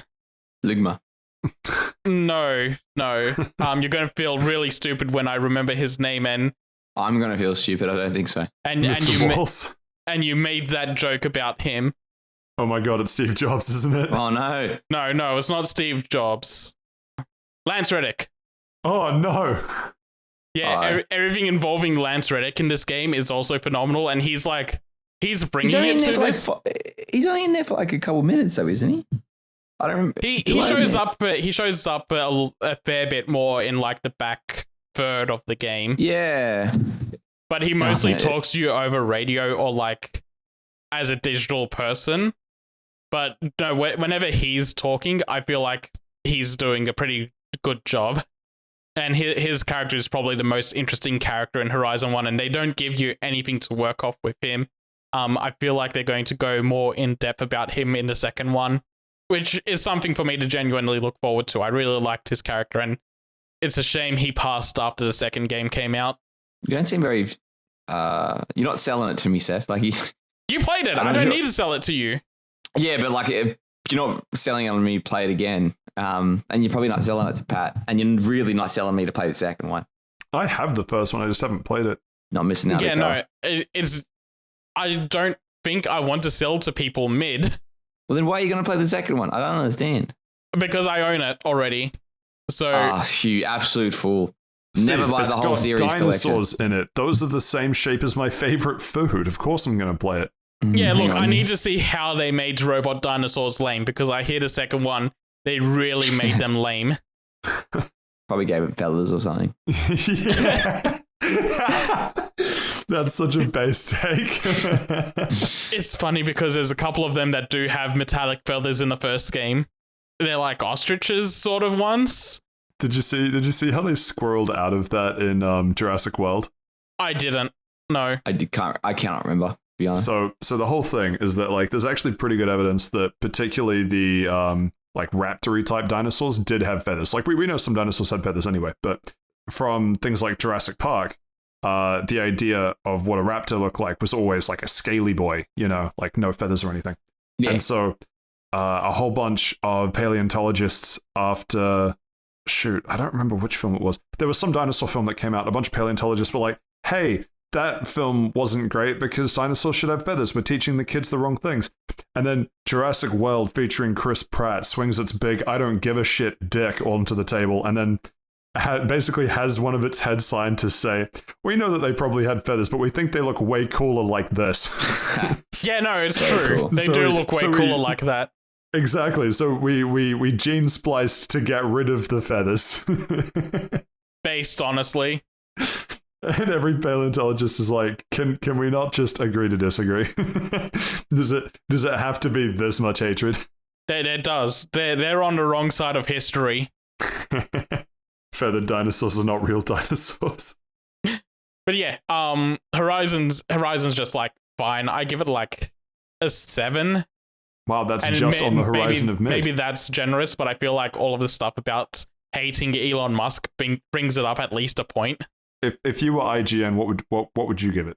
If I was IGN, I would have given it a 9.8 out of 10. Why did I miss the point 2? Because nothing's a perfect 10, Steve. We've just been through this. I'm actually going to look up what the IGN review score was. Probably like a 9 or something. That's Forbidden West. I want Zero Dawn. Scroll down to the score because that's all that matters in the review. 9.3. 9.3. What's it like being so wrong in your review, Seth? Clearly I overestimated how much IGN likes Sony games. Got him. But yeah, 7 out of 10 is fine if you're like curious about what Sony's open world slop is. This is the openest, worldiest, sloppiest Sony game. If we had open world games at home, do we have Horizon Zero Dawn at home, or every Ubisoft game at home? You know what?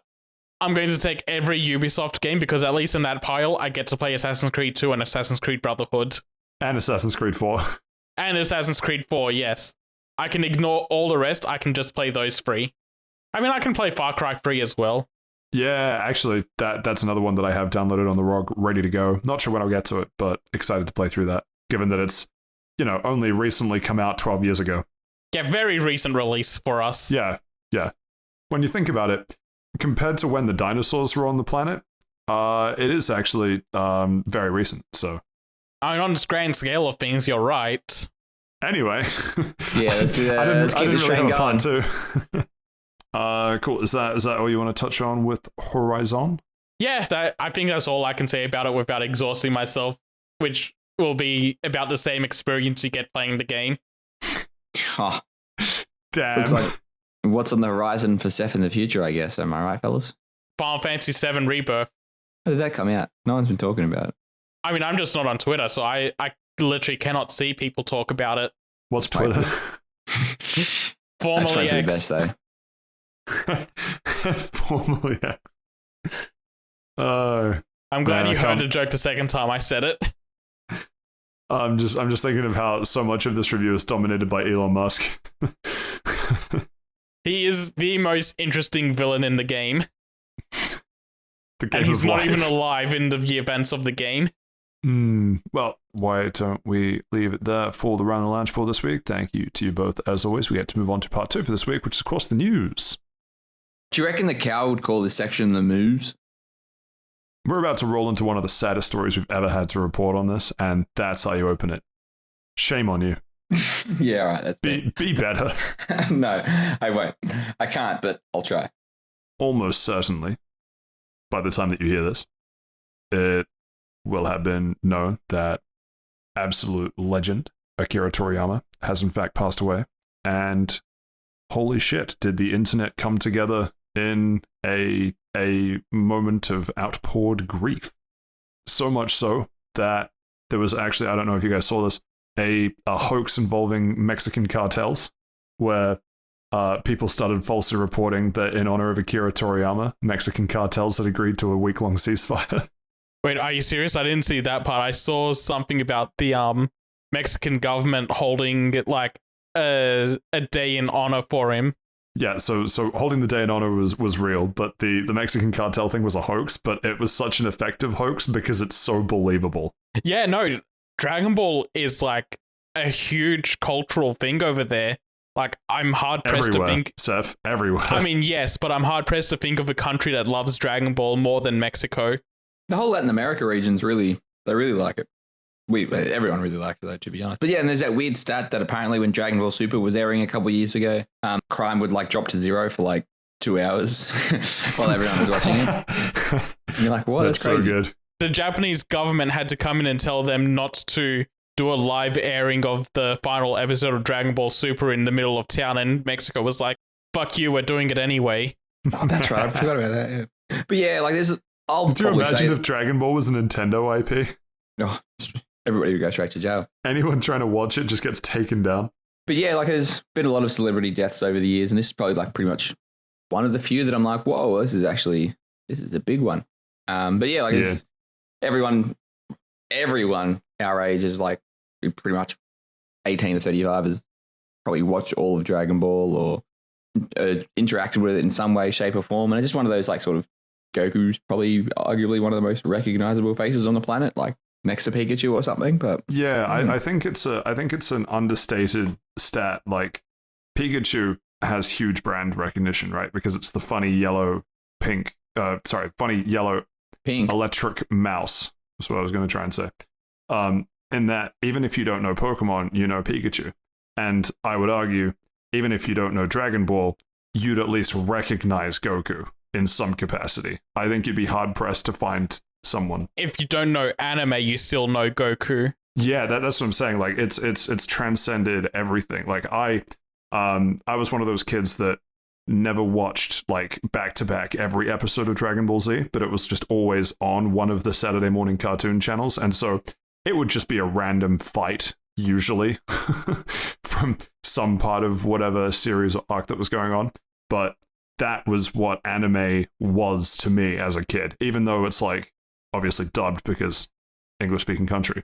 But that was like, this is from Japan. This is Japanese cartoon. This is dubbed into English, but like all of this centered around being Dragon Ball and Goku. And yeah, it's crazy that I don't know what age that started at, but that's just been like almost as far back as I can remember watching TV. That's just the link that I have with like what Japan produces as a cartoon. Sad times. It's like such a massive loss because I truly believe that Akira Toriyama is one of the biggest like artistic legends of our time. Like, yeah, Goku alone is one thing, but he's also been responsible for Dragon Quest, which is a cultural phenomenon in Japan. And then, yeah, just Dragon Ball in general being a phenomenon worldwide.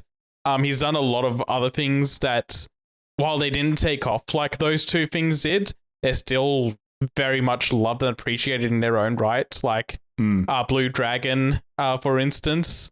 Yeah, he did Chrono Trigger as well, one of the best RPGs of all time. Yep, Chrono Trigger, responsible for the character designs and that. And yeah, like, just everyone knows these things he's worked on and everyone knows about him. And to the point that literally every creator I've seen from Japan had something to say about his passing. Yeah. Like, not just the anime and manga industry, like, it was basically every creative field had something to say about it. And, like, his work has penetrated so much media. Like, you still get references to Dragon Ball to this day. It's one of the biggest properties in the world.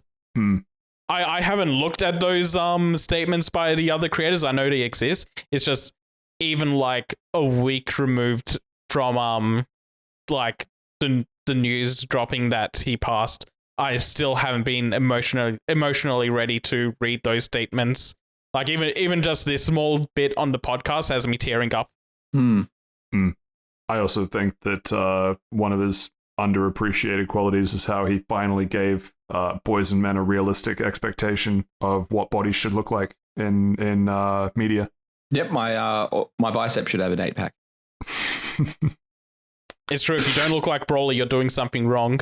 It is funny Broly where as it's like obviously like the idealized body type that society pushes on women, very different to the one that pushes on men. But I do think there is some truth to women get pushed to aspire to look like Barbie. Meanwhile, women would then go to like a guy and be like, what does society want you to look like? And it's just Goku and Super Saiyan 5 shirtless. Yeah. To be fair, it's also self-imposed. So many guys want to be Vegeta. Right, but that's my point, is that like it's almost like behold the double standard of society where everyone's like, oh, it sucks that every woman needs to look like Barbie to be considered beautiful, whatever. Meanwhile, every guy just in their heart of hearts wishes they looked like any Super Saiyan. You don't want to look like Vegeta though. He's got a really bad hairline. We're all going to look like Vegeta someday. Yeah, some of us sooner rather than later. Yeah, but yes, very sad. I don't really have anything more to say on this. The one thing I want to touch on is that they also said that he was in the middle of a lot of other projects that were still in the middle of being made. And like, I don't want to talk too much about like his works and like how things will get affected from here on.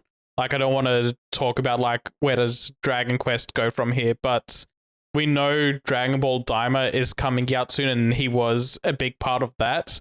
And I'm just wondering if those other projects we don't know about, if they're going to try and continue to get those made posthumously. Is that the right word? Yeah, posthumously. Yeah. Yep. No, Steve.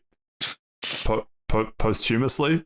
Isn't that after he dies? No, you said humorously. Yeah, posthumously is after it was funny. Which, different vibe. Yeah, no, let's cut the commercial. Let's go to the next one.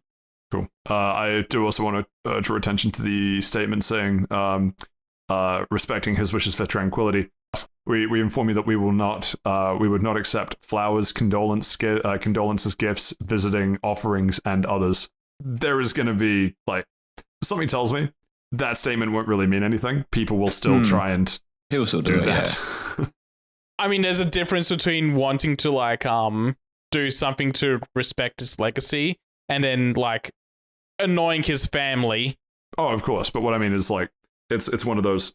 He might not have wished that people put a bunch of flowers and gifts or something in, I don't know, the town square of their local town, or like, you know, let's say you're in Mexico, right? I imagine there are probably a few places where a bunch of people have made offerings. I thought that statement was specifically for like not to send it to like the studios he's associated with or his family. 100%. But what I'm saying is, even the people that respect not sending it to their studios, there will still be in random cities and towns around the world public offerings made.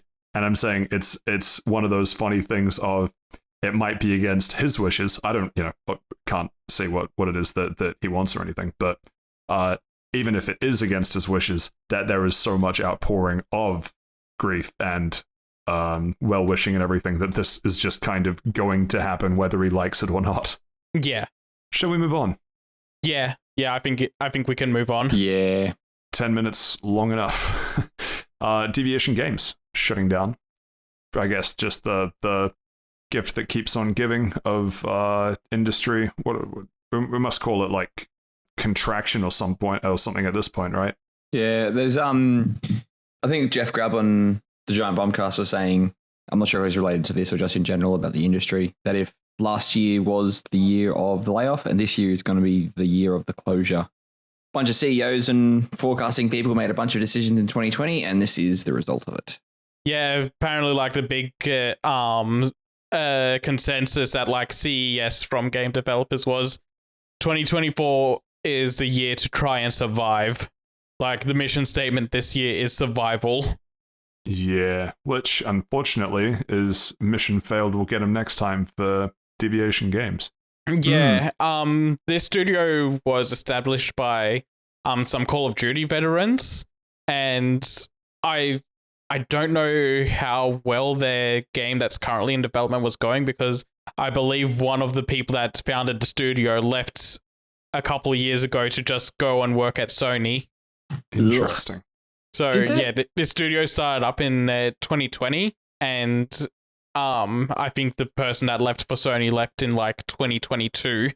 So this seems like a studio that wasn't going to last, honestly. Yeah, did they end up making any games? No, they were in the middle of development of a game that was being backed by Sony. They call it a groundbreaking AAA original intellectual property with Sony Interactive Entertainment. Oh, I see. Yeah, in September 2019, Blundell announced that he had left the studio and reportedly now works at Sony Interactive Entertainment. Hang on. I think there might be something weird with dates here. Yeah, anyway. because it says the studio was established in 2020, but then it says 2019. The minor error by Gamatsu. A rare misstep. Anyway, more layoff. Well, I guess technically still layoffs, but layoffs and closures. Very sad. Good to move on? ? Yeah, I don't have a whole lot to say about this studio because they hadn't done anything yet, but it really sucks for the people that were working there. Yeah. Perhaps happier news, not entirely sure, but Toys for Bob is going indie. They escaped the Call of Duty mines. They did it somehow. But yeah, it seems like after the layoffs that happened to them recently and losing their studio, they've gotten a chance to go independent from Microsoft and Activision. They say they're still they're still on the table to work with those studios, but they're not being they just needed their freedom from them. Sent to the mines. Yeah. So they still left on the table. We can do a Crash or a Spyro down the line, but they're not the first choice anymore. But I'm happy for them. I'm happy that they got out. Yeah, we wish them the best. Hope it works out. Yeah, a studio being able to escape the corporation so that they have a better chance of survival is a great thing. Especially the line, our friends at Activision and Microsoft have been very supportive of our new direction. Interesting. Yeah. I believe Bungie said the same thing when they left Activision and bought it took Destiny's rights with them. Yeah, this is I wish we could see what's going on inside the chocolate factory that is like Toys for Bob. Like was it a hey, we're going indie, see ya, or was it like, hey, can we go, boss? And they're like, no, you got to stay. And it's like, nah, we want to go, but it's like, nah, sorry, no budget for that, boss. Yeah, it'd be interesting to see what actually happens in a year or two time. Like maybe do they release 1 or 2 games and then come back? I don't know. Very interesting. It doesn't seem like Microsoft to let the fish back into the sea. Exactly. Yeah, to wish a studio well on their way. Yeah, I'm interested to see what they do from here because Crash 4 was really good. I enjoyed the Spyro remaster, and Crash for what? Sorry. And even before that, I was a big fan of the Madagascar game on PS2. Absolutely insane take, but yes, that is very true. That game game was not too bad for a movie tie-in game of that era. That specifically, but it also had a very sick shuffleboard, I think it was, mode. Yes, it did. Holy shit. Yes. Okay, we had this for 3 days from Blockbuster. I didn't have time to play it all. You're missing out. That was one of the cruise ship minigames, cargo ship minigames. Yeah. That was a lot of fun. I spent way too long playing that with my brothers. Yeah, and also there's a particular platforming level as Alex that I remember having to like find a way up to this top platform to get a mango. Man, what a game. Yeah, man.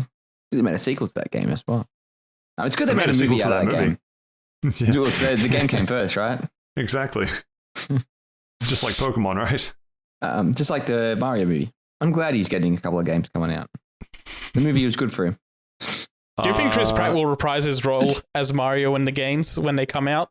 Hopefully. That makes sense. He was right. Next question was Saber Interactive right by gaining independence from Embracer Group? Yes. For only $500 million. Yes. No amount of money is too cheap, too low to escape the Embracer Group's embrace.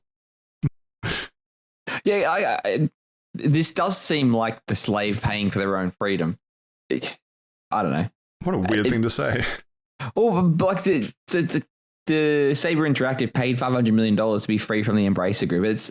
That's what it is. Like they also took the rights of the KOTOR remake with them. Hang on, let them remake the game for Xbox. Yeah, did they? Interesting.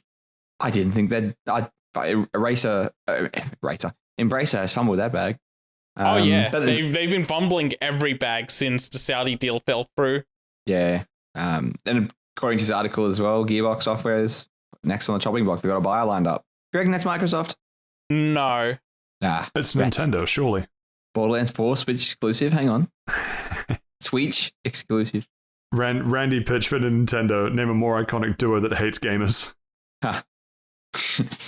Man, it doesn't matter. Let's move on. Yeah, it'll be interesting. Yeah, very happy for Saber. Well, yeah, it'll be nice when we read about the inevitable next Embracer Group studio closure that it won't be Saber. So, or we've got the possibility of them buying themselves out from Embracer now. True. Anyway, next up we have Balatro. I've seen a little bit of this drama, but by all accounts, it's a very fun indie deck builder game, but it's been targeted, some would say unfairly, because of references to gambling. I say it's unfair because Peggy rated it free, like ages 3+ can play this game, and then like the game took off and was doing really well, and they're like, hold on a second, there's poker in this card game, it should be 18+. And I don't think they should have the rights to go back and change a rating and halt the game's upward trajectory like that. It definitely does feel like it's oh hey, we didn't actually review this game properly. Can we do this again? And everyone's like, imagine putting out a video just for it to get demonetized. No, it's monetized for like an hour, and then it gets demonetized. It doesn't even get demonetized. The money just goes somewhere else. Yeah, that's what demonetized means. Not entirely.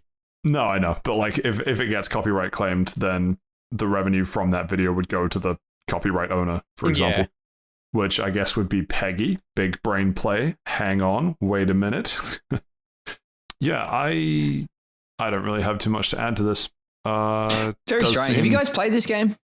I have not, but I heard about it last week for the first time, and then it's been popping up in my around videos I've been listening to quite a bit since last week. Yeah, I'm the same boat insofar as it's almost got the Streisand effect, which is that they want less people playing it because of the references to gambling and things, but because of that, it's drawn, I guess, interest or drama at least, which has now made me aware of it. So it's now on my radar. So I mean, I saw it described in an X statement that it is a zeet, if you will. A zeet. Bring up zeets in this podcast. Who are you? I know, right? I'd hate myself. But they described it as like like they haven't had this much of a fun in a shorter period of time than like Vampire Survivors. So maybe I'll check it out. How much is it? Like $1 billion? I'm not checking it out. I believe it's fairly cheap, but I'm not checking it out right now. I've already done too much slowing down the podcast, Googling something. 15 USD. No, thank you. Might as well ask me for a mortgage. 21 Australian dollars, and that's probably like 1,000 sheep for you, Pat. Actually, we just use Monopoly money, so it's either one hotel or like 4 houses, but someone lands on it twice. Ah, what a fucking scam that is. Who invented hotels? Mr. Monopoly.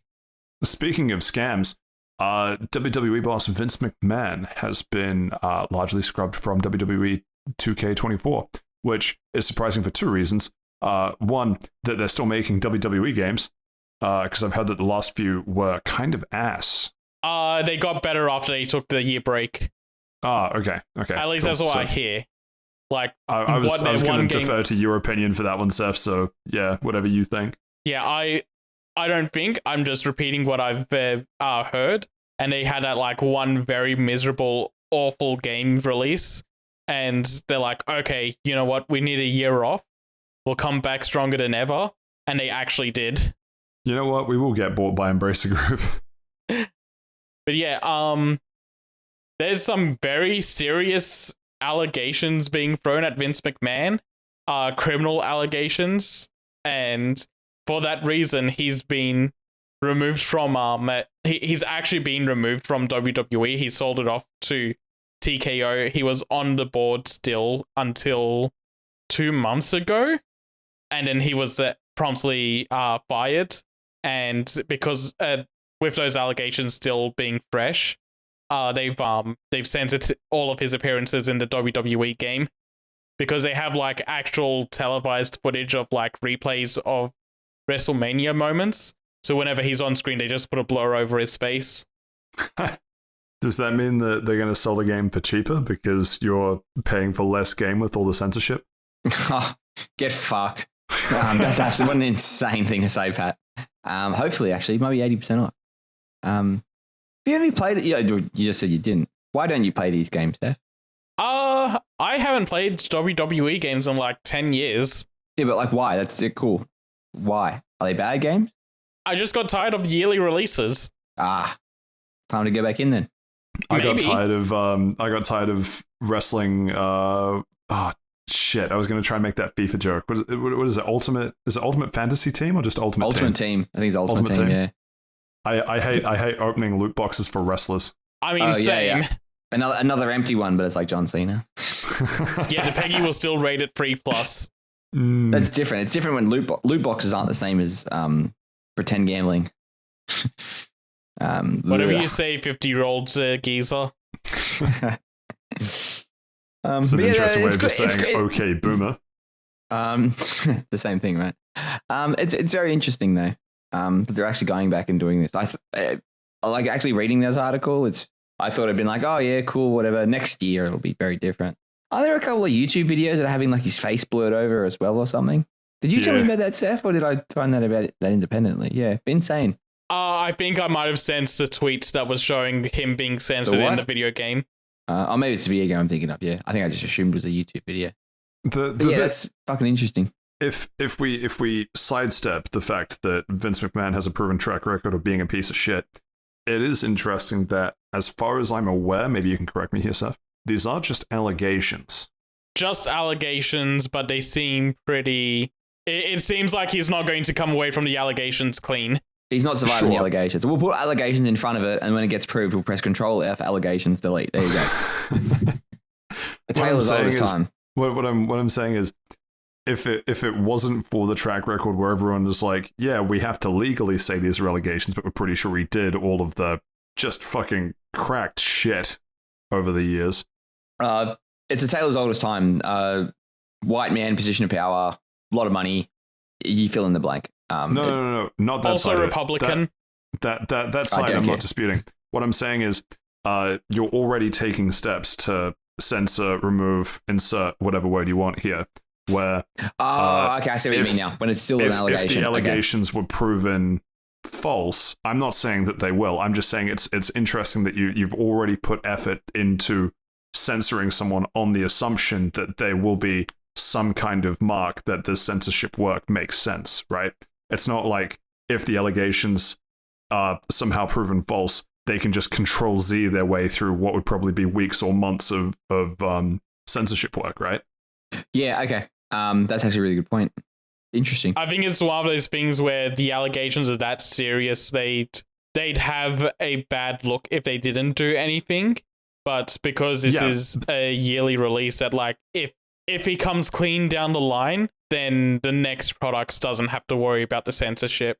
That's kind of my point, is that because these are yearly releases and Vince is such a kind of, let's say, integral part of the wrestling scene, that you, the developer of this game, can't really win, because you either censor him and it's just awkward because you just have a censored character walking around through a good chunk of your game, which is not ideal, or you don't have to censor him, but you've already taken a whole bunch of time and resources to do it just in case, and you can't really just flip the switch back for the next year, right? Like, it would be weird if we look back on this and say, oh, he was censored in 2023, or I guess 2024, but then WWE 2K25, I've already fucked the title, but the next year's game, he's still there, but he's not censored. Yeah, Wrestling 25.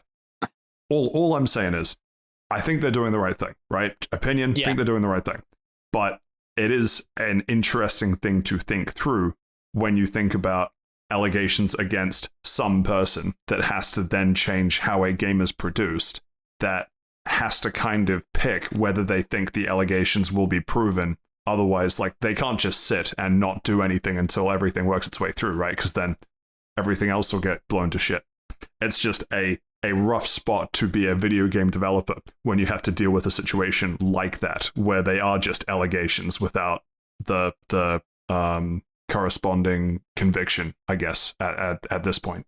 Yeah, it's a process that's been done time and time again in not just the video game industry, but like it's happened in the voice acting industry as well, where allegations are thrown and people lose voice roles over them, and then later on it's like something comes out of like, yes, the allegations were true, or no, the allegations were false, and everything after that has to sort out, well, what are we going to do in either case?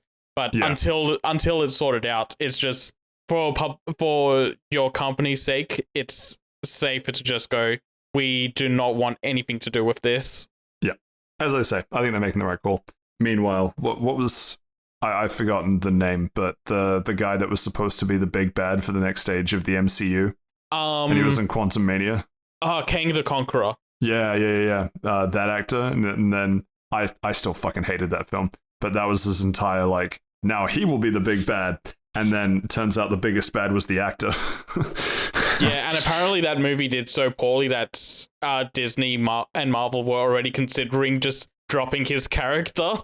But that might be just them trying to cover up that, oh yeah, no, we just hired a bad guy. All very interesting. Anyway, we're going to move on to brighter news. Again, not a high bar, but news that isn't shit. And in Vince McMahon's case, that could be literal or figurative. I wasn't going to bring it up, but sure. I said allegations for a reason and left it at that. What do alligators have to do with this? No, Final Fantasy 16 might be getting a PC demo. Are we excited, Steve? Yeah. Man, it's a funny way to spell Xbox. I'll tell you that for free. Yeah. Will I... Look, it's not coming to Xbox. Let's just fucking say it. I can cope and seethe all I want. It's not going to fucking happen. And I get the feeling even thinking about buying this game and downloading it on my laptop will cause it to combust with the fires of 1,000 suns. Maybe it's time for me to get a new laptop. Maybe it's time for you to buy a ROG Ally, perhaps. You know what? Hold on, I like allies. Allies are great. I am an ally. I'm better than you. Wait. So if I feed you my SD card, do I get to? You know what? I'm not going to continue that. Never mind. You gotta send him to the technician. No, you gotta feed me the rog. But I can't eat it whole because my mouth's small. You have to cut it up for me. Is that all right for you? Actually, no, I'm a big bird. I want you to chew it up first. I was going to ask if you'd prefer I big bird it. Yes. But yeah, no, this is actually it is actually cool that Final Fantasy's coming to other consoles. The fact that it gets a demo, but the game's been out for PlayStation for like a year and a year. Am I crazy thinking Stranger in Paradise came to PC? It did. It came to everything. That even came to Xbox. Yeah, okay, I thought so. But yeah, I appreciate PC demos a lot more than console demos because PC demos will allow me to know if my computer can run it. Okay. All right. That makes sense. Imagine you get the PS5 demo and you're like, oh shit, my PS5 can't run it. My PS5 specifically. Wait a second, like Xbox has a version of this. It's called the Series S. Yeah, there's like a 1 in 20 chance that you run the demo and it's just like, no, I'm sorry. Good shit. Which reminds me, don't worry, Saif, that is still on my list to eventually play. It's okay, I understand that another Remnant 2 run takes priority. But yeah, no, we've known for a while the PC version was going to be coming eventually. A lot of people chalked it up to, it'll probably come when the DLC is done, which that seems like the best timing to do it, like just release a complete edition. But yeah, knowing that a demo is going to be there for people to check it out first is good to know as well. And it sounds like it's going to be coming pretty soon, which means the DLC is probably going to be pretty soon as well. Speaking of DLC, did we hit Shadow of the Erdtree being announced? I don't remember. Yes. Okay. I believe we did, yeah. Because same time as like all the Pokemon stuff last week. Yeah, exactly. Because that's why I was trying to figure out if we mentioned it, because there was like the last couple of weeks have been a blur just of news. Been a lot of stuff when happening. we do this fortnightly, it's hard to remember what news we cover. Yeah. Well, anyway. Yeah, I get the feeling maybe we shouldn't delete all the old agendas. We should read them then. I don't delete the old agendas. Do you delete them? No, that's the joke. He prints them out and then eats them. Nom. And then I just eat the laptop. That's why it doesn't do so well. It's been digested. Anyway, it doesn't matter. Sorry, I took it too far. Well, okay, so the next article, I was trying to think of like a fun segue. I just don't know enough about it to be able to segue it. A Stellar Blade demo might have been accidentally made available on PS5. What is a Stellar Blade, and how funny is it that a demo was accidentally made available? Stellar Blade is a Korean action game that's coming to PS5 next month. Oh, hang on. Is this the like crazy pretty one that we talked about ages ago? Yeah, the one that looks like it's heavily inspired by Nier Automata. Oh, that one. Very, very horny game. Yeah, it's being made by the developers that made Nikki, I think it's called, on mobile. So extremely horny. Yeah. It's yeah, okay, it is this game. I honestly don't see how they're getting away with this. It does have a lot of that with Nier Automata, how 2B looked. Don't continue the sentence. I'm trying. There's no. 2B had assets. Yeah, and the very short skirt and stuff, and then there was that was it 2A or anyway, it doesn't matter. How are they getting away with this? Like I've seen that, and there's like alt skins and stuff, and I'm like, that's she's not wearing clothes. How the fuck are they doing this? Peggy 3. More like Peg Me, are we right, fellas? But did anybody play this demo? I didn't know about it until after it got delisted. Right. Did you see anything about it? No, I haven't gone looking for it. I just think it's funny that the demo was up by accident. Like, I'm assuming a month early because the game comes out at the end of April. So I'm guessing it was on PlayStation's database ready to go, and someone just misinput the month it was meant to come out. Yeah. Interesting. I don't know why they just can't have the demo. Or maybe it's just not ready or something. But just to get people more excited for it. Yeah, it feels really weird to take the demo away. Yeah. Oh, and obviously it's already, maybe it's not finished. It's very close to finished. They're waiting for the demo day one patch. Oh, God. No, the day one demo DLC. I wish you didn't say that. That's fucking They're waiting atrocious. to preload the DLC. You buy the starter edition and you get the DLC 5 days early. Holy shit. That's just early access games. That's Power World. The early access is just a demo. You can but it doesn't lock you out after 2 hours or something. You get all the levels, they're just not finished. Oh, so this is a 3DS demo. Got it. Is that what the 3DS demos did? Yeah, 3DS games had time limited, usage limited demos. So I think it was like Monster Hunter. You could only load it up like 30 times. Yeah, that's right. The Pokemon games had that as well, but it was like for Auras at least. It was like a side story type of thing, and you got I was going to say Auras definitely. Monster Hunter. One of them was just that you could play it as many times as you want. You just had 3 hunts. That might have been the 4U demo. Interesting, man. Nintendo's demo is fucking weird. Big fucking surprise there. You have to rig it up to like an eye tracker and a heart rate monitor, and if Nintendo detects you having too much fun, they come to your house. Fun, and it's not a Mario or Zelda game. I don't think Nintendo cares about that. It's just you're having fun, not on our watch. No, you're having fun, but it's on an emulator. Oh fuck! Did I put that on the list for the docket? Actually, I didn't. A demo's an emulator. Change my mind. Okay, the Yuzu stuff. I think we missed that. Yeah, the Yuzu stuff. The Yuzu stuff we'll put on after the Mario Day stuff. Yeah. Sure. But yeah, very interesting how they just shadow dropped the accidental demo and then took it away from us. Yeah, the ultimate shadow drop. Yeah. Cool. Well, moving on. 2D fighting game. Let me see. Hunter X Hunter. That's the one. Hunter X Hunter. Both of them are wrong. It's just Hunter Hunter. Where's the X there, Seth? Don't ask me. So you're telling me this game is called Hunter Hunter Nen X Impact? That's fucking insane. No, it's just Hunter Hunter Nen Impact. I think you'll find it's actually Hunter Twitter Hunter Nen Twitter Impact. He's done it. Pack her up. We're done. We peaked. Good episode today, fellas. Thank you. It's been confirmed for PS5, Switch, and PC. It's coming out for the Switch and not the Xbox. Man, us Xbox gamers never catch a break. Oh no, the Xbox brand's dying, and then we don't get these type of games. And then you don't get Hunter Twitter Hunter. Yeah, sad story. We'll get them next time. Maybe they're making us. Did you see the Xbox people making a big fuss about that Inspector Gadget game? By the way, no. I if it was on Reset Era, I didn't listen. No, it was on Twitter. All my Twitter is Pokemon VGC stuff. Currently X. Currently X. No, all my Twitter is Pokemon VGC stuff. I'm in my bubble. What were they saying about this? Yeah, so just a quick side tangent. There was like this very cheaply looking like Inspector Gadget game. Like it's what you think of for current like licensed games. And shovelware. Yeah. And it was coming out for everything except for Xbox. And apparently this was the game that got all of them so fed up they made like massive Twitter outcry until developers were like, all right, we hear you. It's coming to Xbox. And then no one bought it because it wasn't on Game Pass. That's fucking insane. The whole story from beginning to end. Okay.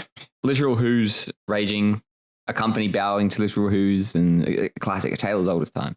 But I guess that just goes to prove that it's not that hard to port things. So I guess we should see Final Fantasy the next couple of days. Yeah, no, it's just no because one said people it was don't hard. want It to. just costs money. Yeah, well, you got to spend money to make money. You know what they say? Can't make an omelet without breaking a few Xboxes. That's not funny. I don't think they say that at all. I think you just want to break Xboxes. Yeah. Anyways. Give me an Xbox and let me prove it. I'll give you an Xbox fridge. How about that? Give me your Series X so I can play Sonic Unleashed.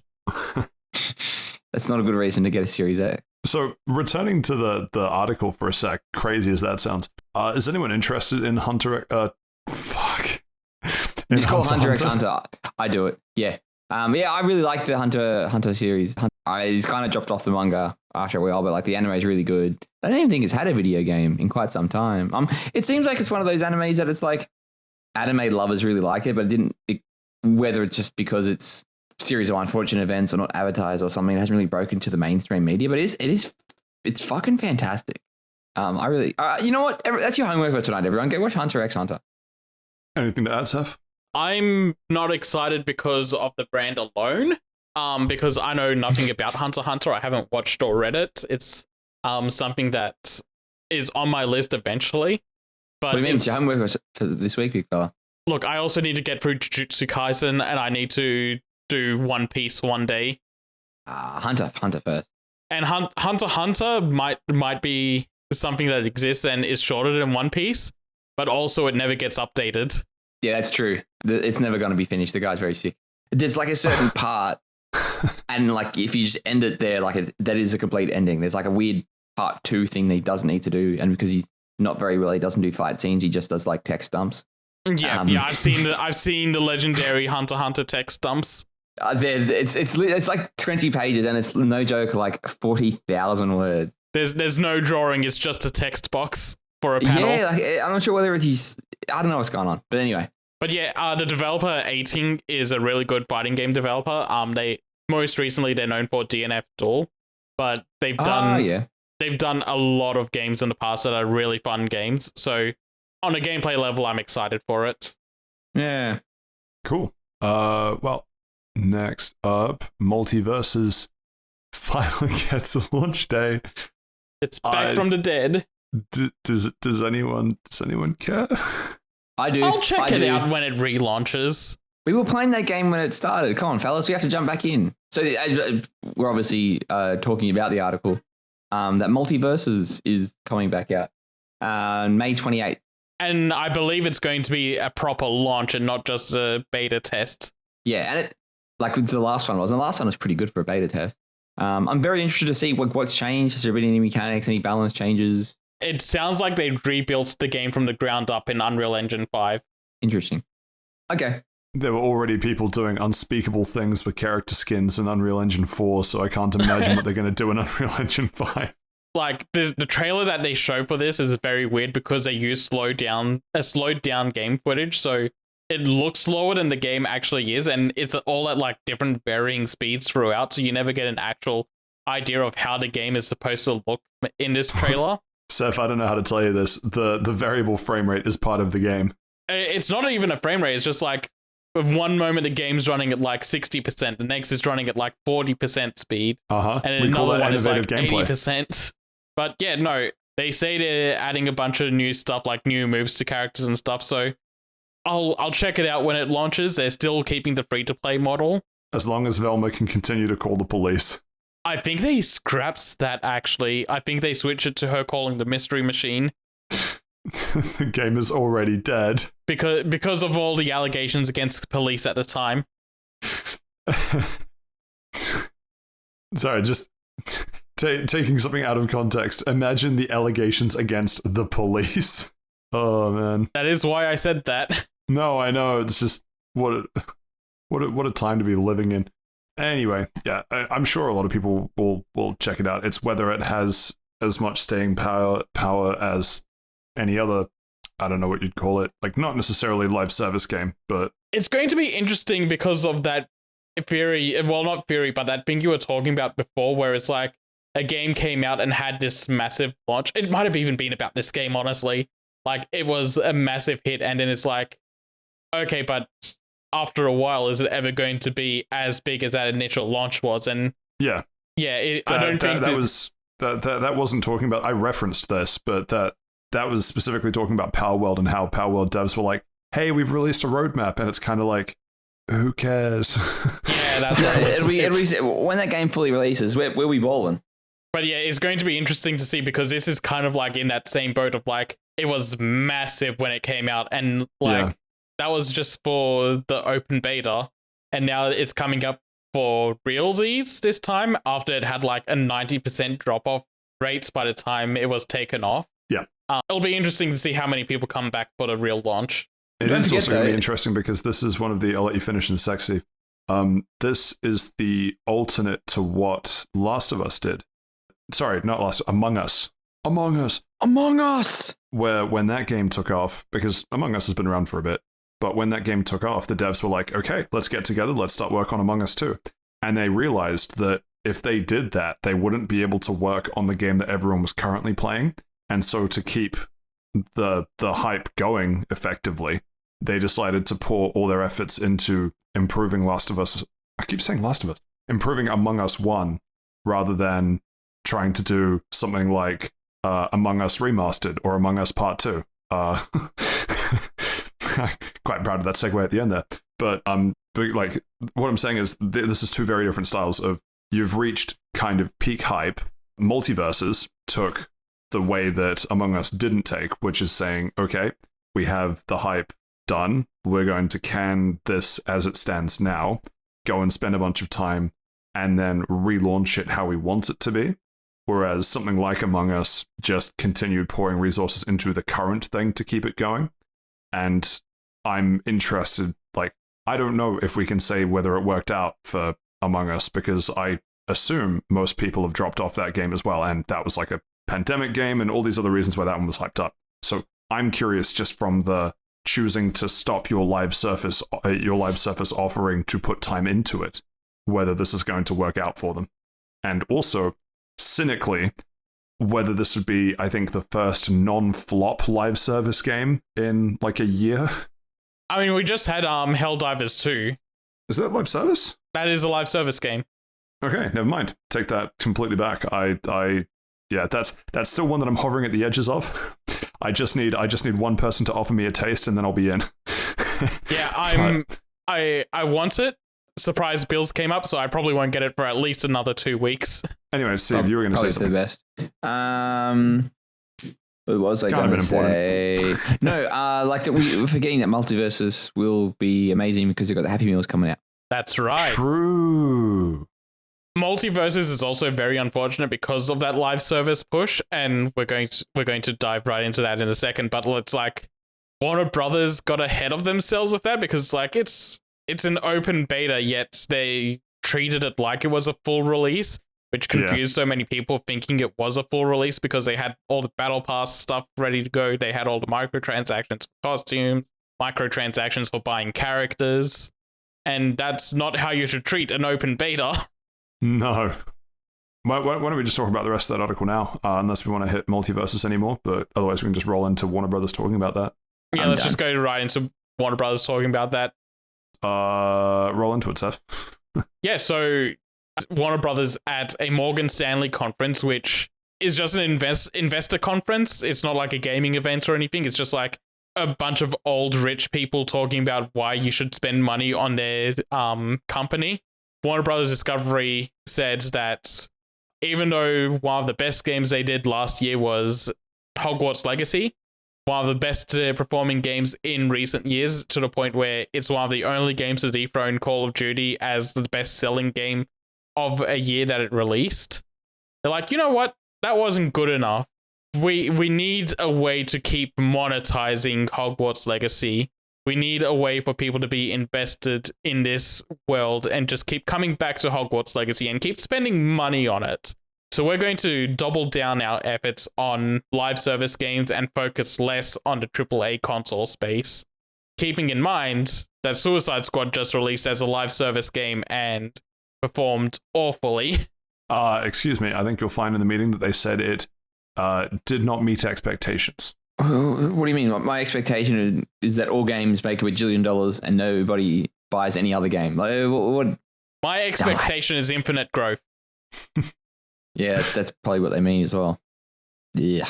I do feel it is funny where it does feel like that entire Warner Brothers Discovery meeting is just how many times do we have to teach you this lesson, old man?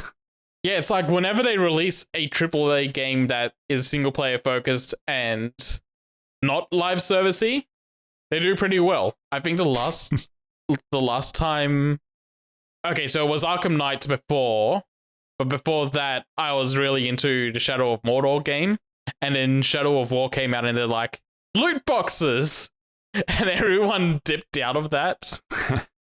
Guys, where are you going? Do you not like surprise mechanics? I do not. I do not like surprise mechanics that are like, you can get through about 80% of the game, and then you got to start engaging with the loot boxes and spending money on the loot boxes to finish the last 20%. And this is for story, not like game content percent. It's just story progression. But yeah, whenever they try the live service stuff, it never works out. Whenever they do a AAA release, it works out really well, and they make a lot of money off it. It's just, apparently, it's never enough money. Very, very grim. Well, I mean, when they keep canning finished films, That money's got to go from somewhere. Yeah. It's just a big I mean, they get a tax Ponzi break scheme. on that, so that means they get the money back on that. Money went nowhere. That's insane. Still waiting for that Batwoman movie. Also, going to quickly throw it in here, while we're talking about Warner Brothers Discovery, they also shut down Rooster Teeth, and trying to sell That's the a rights. good point. Yeah. And they are trying to sell the rights to Ruby to anyone else. And Red vs. Blue, and there's one other IP in there as well. Genlock. Yes, Genlock. Oh, it's Genlock with them as well. Interesting. Yep. And it is insane to me that a company like Warner Brothers has just destroyed an internet startup like Rooster Teeth. I didn't even know they were owned by Warner Brothers. So on one hand, yes, but on the other hand, there was I think we could call it a metric fuck ton of shit that came out about some of the, I don't know if they were the OG Rooster Teeth, but certainly people mixed in with the kind of day-to-day running of Rooster Teeth in the last, I want to say 2 years. There was one guy from Achievement Hunter, which I think is like not the OGs, but he's been there for a while. And then there was one guy from like another company that got absorbed into Rooster Teeth, or was like an offshoot branch. Yeah, that sounds right. And then there was also some kind of, I think it was around the time when all the stuff with Activision Blizzard was blowing up, of just like, and also Rooster Teeth is a shitty toxic place to work for these reasons, but not directed at particular people beyond those two. So all I'm saying is, yeah, crazy that Warner Brothers Discovery ran something into the ground. On the other hand, an internet startup, regardless of it being an internet startup, rather, it seems like it had gotten pretty corrupted internally along the way. That I'm not saying this was inevitable, but I'm saying you were already seeing cracks, right? Yeah. Rooster Teeth was already starting to show cracks, and I'm guessing it's like, Ruby isn't performing as well as we wanted to. Red versus Blue is probably some sort of like IP nightmare since it's a machinima for an Xbox series. Yeah.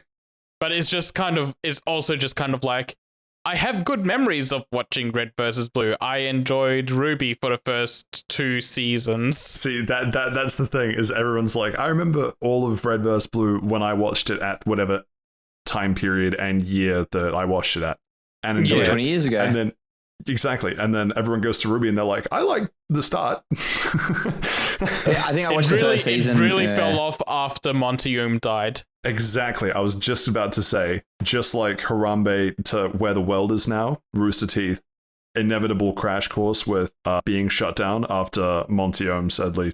Ohm or Ohm? I thought it was Ohm. I think it might be Ohm. Sadly passed. Because that one... That one hit me hard as well. Monty Ohm's death. And it's selfishly frustrating because that was at the peak of when I was a massive Ruby fan. And this was his kind of love child to the sort of anime more broadly, and all of his skill with fight scenes and everything else, and him like basically forcing Rooster Teeth to pay attention to him, to give him the time to like make a full show out of it.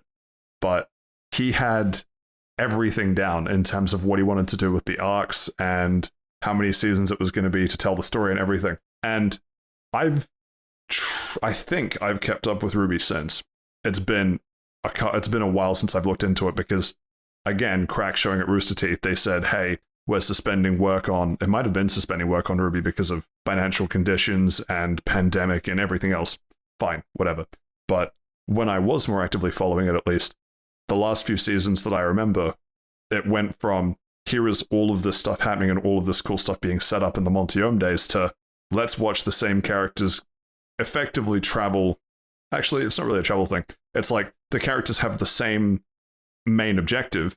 They're just stuck in the same location, not advancing that objective, and somehow an entire series of episodes is pulled out of that when Steve and I are talking about The Boys, you have this overarching objective, something comes in, and you're like, okay, let's deal with this thing.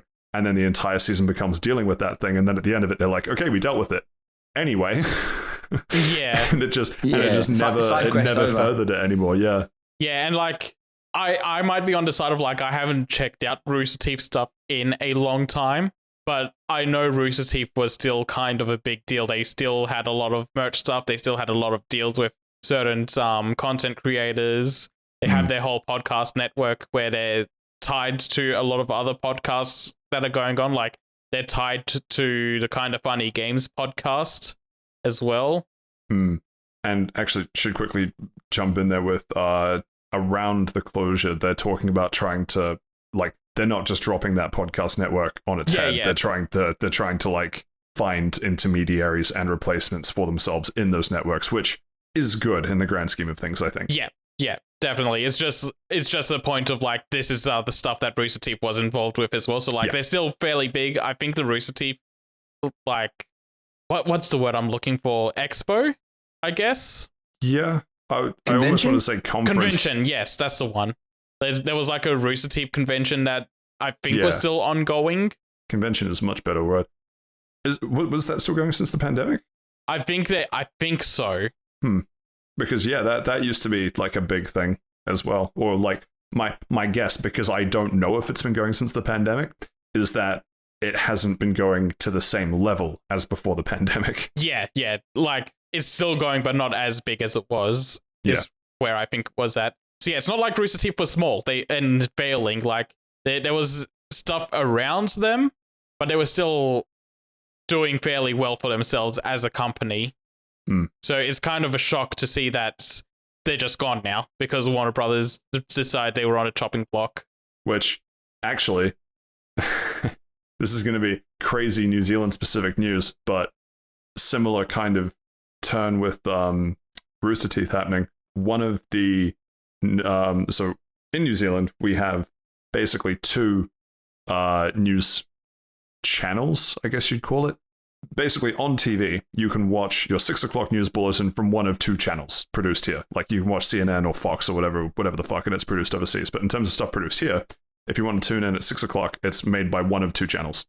And one of those channels is its news division is owned by Warner Brothers. What was the other one? And Discovery. Shit. What was the middle one? Warner Brothers. No, it's just Warner Brothers Discovery. Oh, it is just Warner Brothers. Okay, yeah. I keep expecting there to be another one in there after all the fucking mergers. Anyway, so you're thinking of Microsoft, Activision, Blizzard, King. There are too many companies. You don't have to call me King, but I appreciate you reminding me what the title is. But here you dropped this. But no. Warner Brothers Discovery you dropped this? I dropped this. Warner Brothers Discovery have axed the news division of one of those channels. And that has led to absolute ripples through the New Zealand media industry of like, holy shit, half of our nationally syndicated news is effectively just going to stop in like May or June. And no one's really sure what that's gonna look like or do. And meanwhile, like it's not healthy just having one news source. So true. And then that one news source has announced that it needs to restructure and is axing like 9% of staff. And so everyone in New Zealand is going, what the fuck is happening? It's crazy. Anyway, a little bit off topic, but it's just sort of fitting in that Warner Brothers Discovery. It's the Grim Reaper going into all the different doors. It just finished taking out Rooster Teeth and it's going to New Zealand. Insane how much control they have over media groups. Mm-hmm. So anyway, actually, final thing I'll say about Warner Brothers Discovery. Actually, it was HBO. That's the one that I keep thinking gets attached there because that's also the same group. Even though they dropped the HBO name, they still own all HBO of that. Max, which is now just Max. Which is now just Max because, you know, what's brand recognition when your streaming service is named the same as sugar-free Pepsi? Where good old David, go fuck yourself, Zaslav. What? Sugar-free Pepsi? I don't think I get that reference, but whatever. Pepsi Max. Yeah. Yeah. HBO Max. I thought they were two different. You know what? Doesn't matter. Oh, HBO Max, Pepsi Max. Okay, I'm with you. I'm saying you have HBO, which people know as like, oh, it's the Game of Thrones thing. I'm with you. You're like, I'm with you. You don't need to spell it out. I'm with you now. It's the Max. Yeah. Okay, cool. I'm with you. I don't think you got it yet. Can you keep explaining this, Patrick? So picture that you're David Zaslav, right? Right. So I'm going to Ken Coyote versus Acme.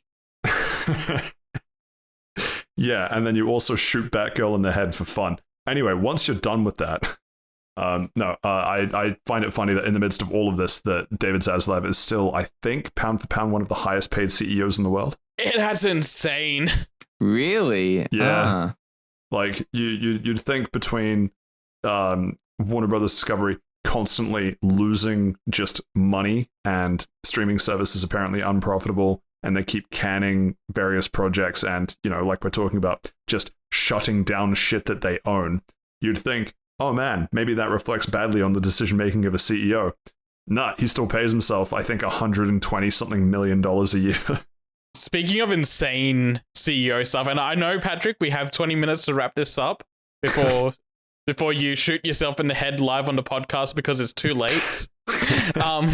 But something else that popped up with committing a Batgirl, yes. Something else insane that happened with CEO talk recently is like Bobby Kotick and someone else want to team up to buy TikTok. I heard about that. What? Let me see who it is, because I know Bobby Kotick was one of them, but it was like it's Sam Altman. Bobby Kotick and Sam Altman wants to buy TikTok. No way. That's too much of a meme. That has to be fake. It's being reported by everyone, like every reputable news source. Is this under the America wants China to sell its America? Wait, I fucked that up. Is this that thing where America doesn't want that much Chinese market share, so it is going to force China to sell the parts of TikTok operating in America to an American company? Because if so, that's not all of TikTok. And that's the only thing where I see that working out, because there is no way Sam Altman and Bobby Kotick even together can take out like ByteDance in terms of money. So it's nothing official. It's just like people are reporting that Kotick has been approaching several investors to buy TikTok if ByteDance agrees to to selling it or being forced to sell it. And Sam Altman was one of the people he approached. That's insane. And Kotick has suggested that OpenAI could use TikTok to train its AI models if a sale was to go through. I despise TikTok in terms of, I think it's just brain rot for the masses. What I think would be funny is Bobby Kotick trying to monetize that to the point where people just stop using TikTok, and that's just somehow a net win for society. That would actually be amazing. The only good TikToks is that Pirate Software's YouTube Shorts. True, and there was one other one which I'll show you guys at the end of this, because I think it's my favorite. No, there are two. There are two TikToks that I saw on TikTok first, so I imagine they were created for TikTok rather than YouTube Shorts and cross-posted. I'll show you those. Those are my two favorite TikToks. That and Pirate Software, the rest of it can go. Anyway, are we good to move on? We are good to move on. That is the last random, not on the docket Warner Brothers / CEO news I will talk about. Okay, cool. So it's funny that you mentioned not on the docket, because we're about to hit what the... Okay. Live on... Live on pod. I swear this wasn't scripted. You doing okay, big fella? Friend of the podcast, Jake, literally just sent me a gift on Steam for the game Jerking Off in Class Simulator. Sounds like a Jake thing to do. Grim. Oh, Jesus. I don't even care if we keep that in or not. That's just amazing timing. No, what I was going to say...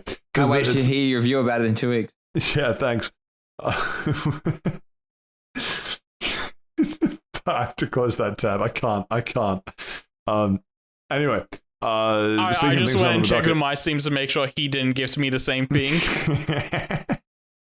Hey, Saif, check it in 5 minutes. I have a gift for you.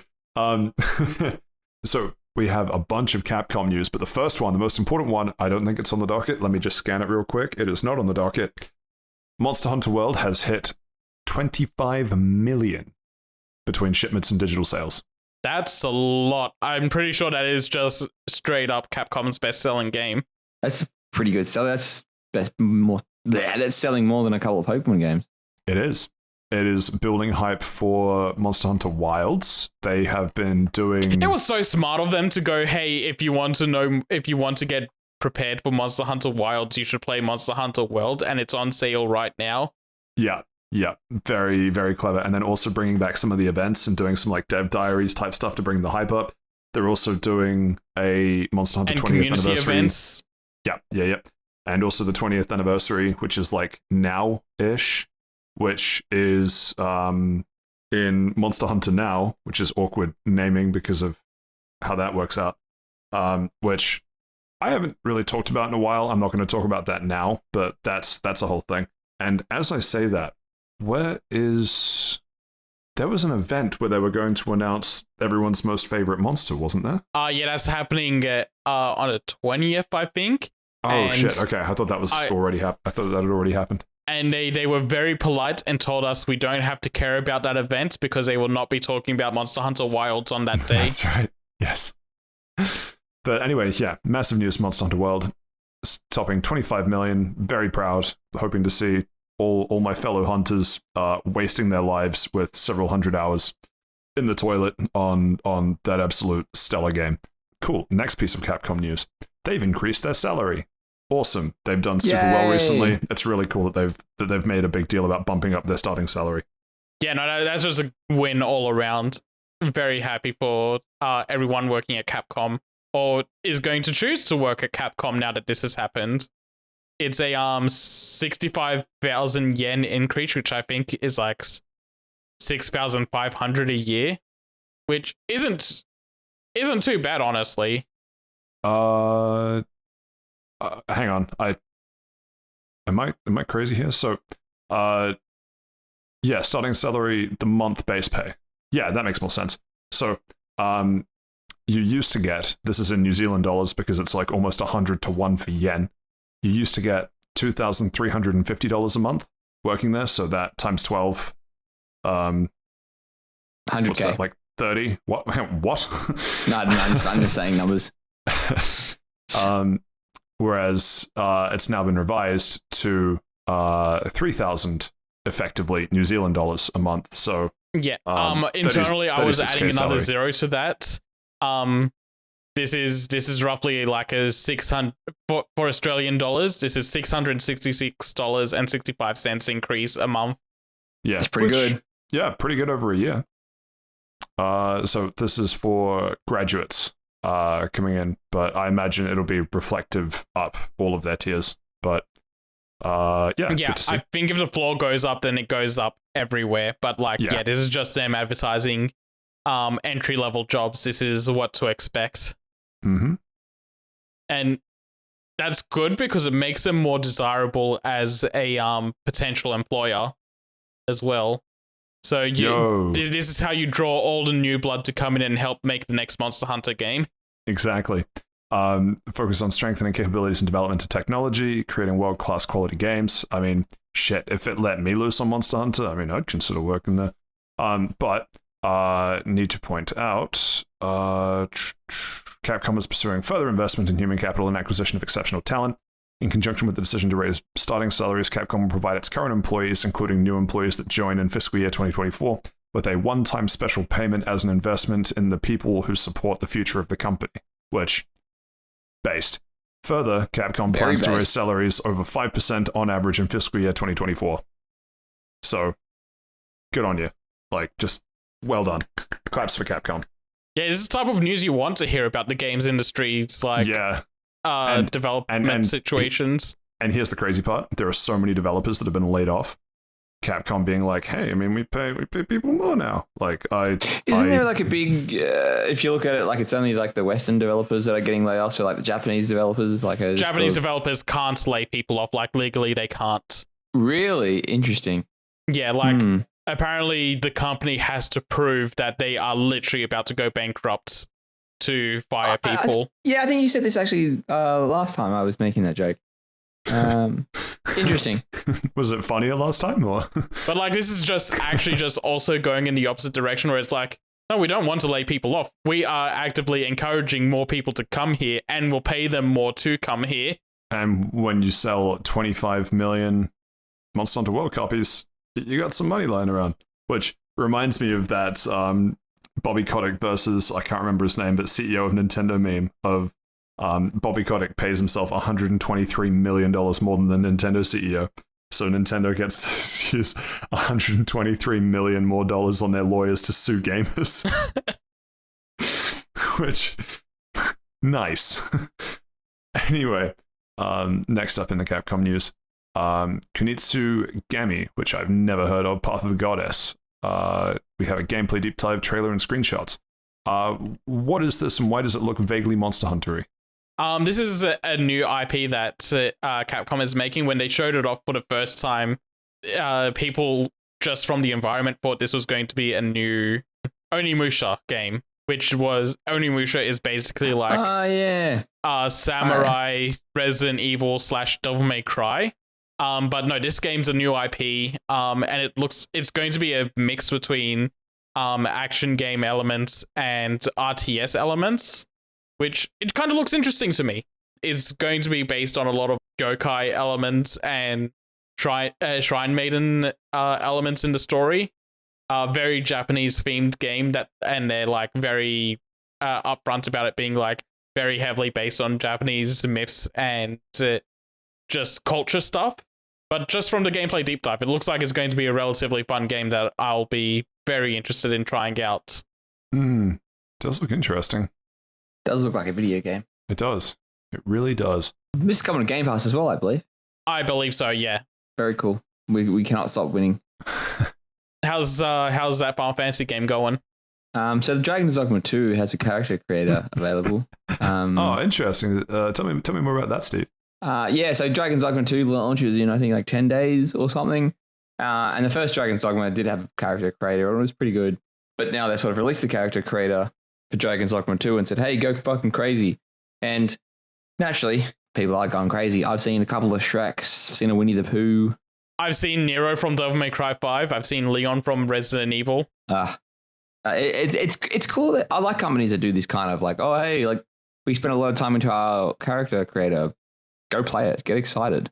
Yeah, and the character will transfer over to the full game. Yeah, exactly. Yeah, which is pretty cool because I know a lot of people, not really me because I get shitty with it very fast. I'm impatient. Will spend a lot of time in the character creator. So get it out of the way now. Do it now. And then there's Patrick who'll pick male preset 1. Same.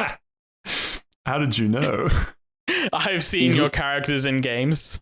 You don't really even look at the character that much. You usually wear an armor. It's true.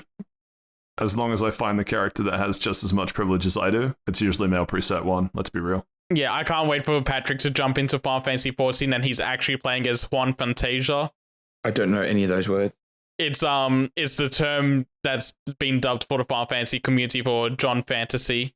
I'm playing Final Fantasy 14. I'm not. I'm playing one of those Dragonborn characters. I've seen your character. I also play as one of those dragon characters. Wish you didn't say that. Quick check. Actually, hang on. Hold up. Need to defend my honor real quick. Saif, you've seen my character in Tekken 8. That is all. Yeah, but you treat your character in Tekken 8 like you treat your Palamute in Monster Hunter. Offensive at every level. Gotcha. I was gonna have a follow-up point, but I think that rocked my shit too hard.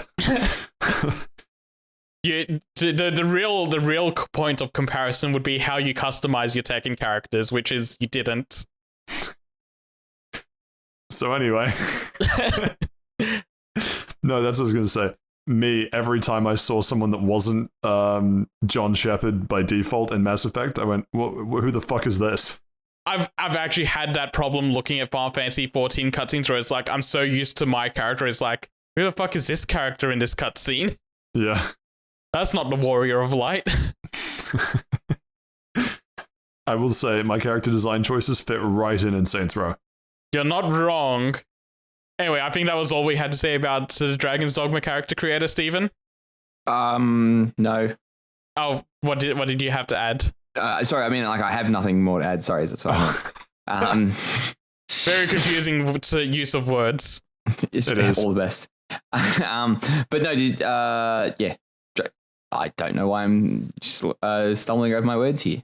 It's okay. I'm done. I'll pick up. I'll pick us up. Don't worry about it. Have you guys seen how Segway spelled? What a huge Which play from one? Segway or Segway? Sug. Sagui? Sagui, that's how you pronounce it. It's Do you know actually that there's a pronounced Segway in Final Fantasy VII Rebirth? Yeah, we're not talking about Final Fantasy VII Rebirth. No, we're not. We're talking about... Oh, wait, hold up. I'm not going to make the same mistake as the previous type.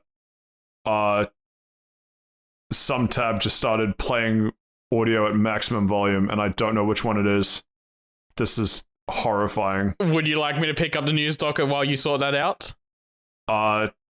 Maybe. Hang on. I'm just going to start closing tabs. This is awful. Okay, it says it's that. Okay, I found the tab. No, we're good. I don't know how something started autoplaying.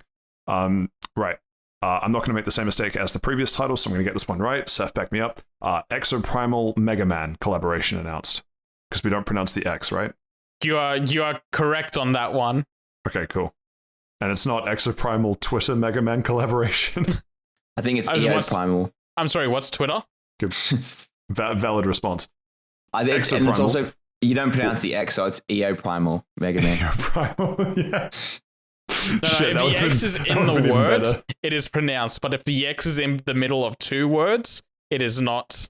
Unless you're Street Fighter Cross Tekken, then it's not Street Fighter X Tekken, it's Street Fighter Cross Tekken. It's because no one crosses Tekken and lives. So you're trying to say if the X is being spit roasted, it's ignored.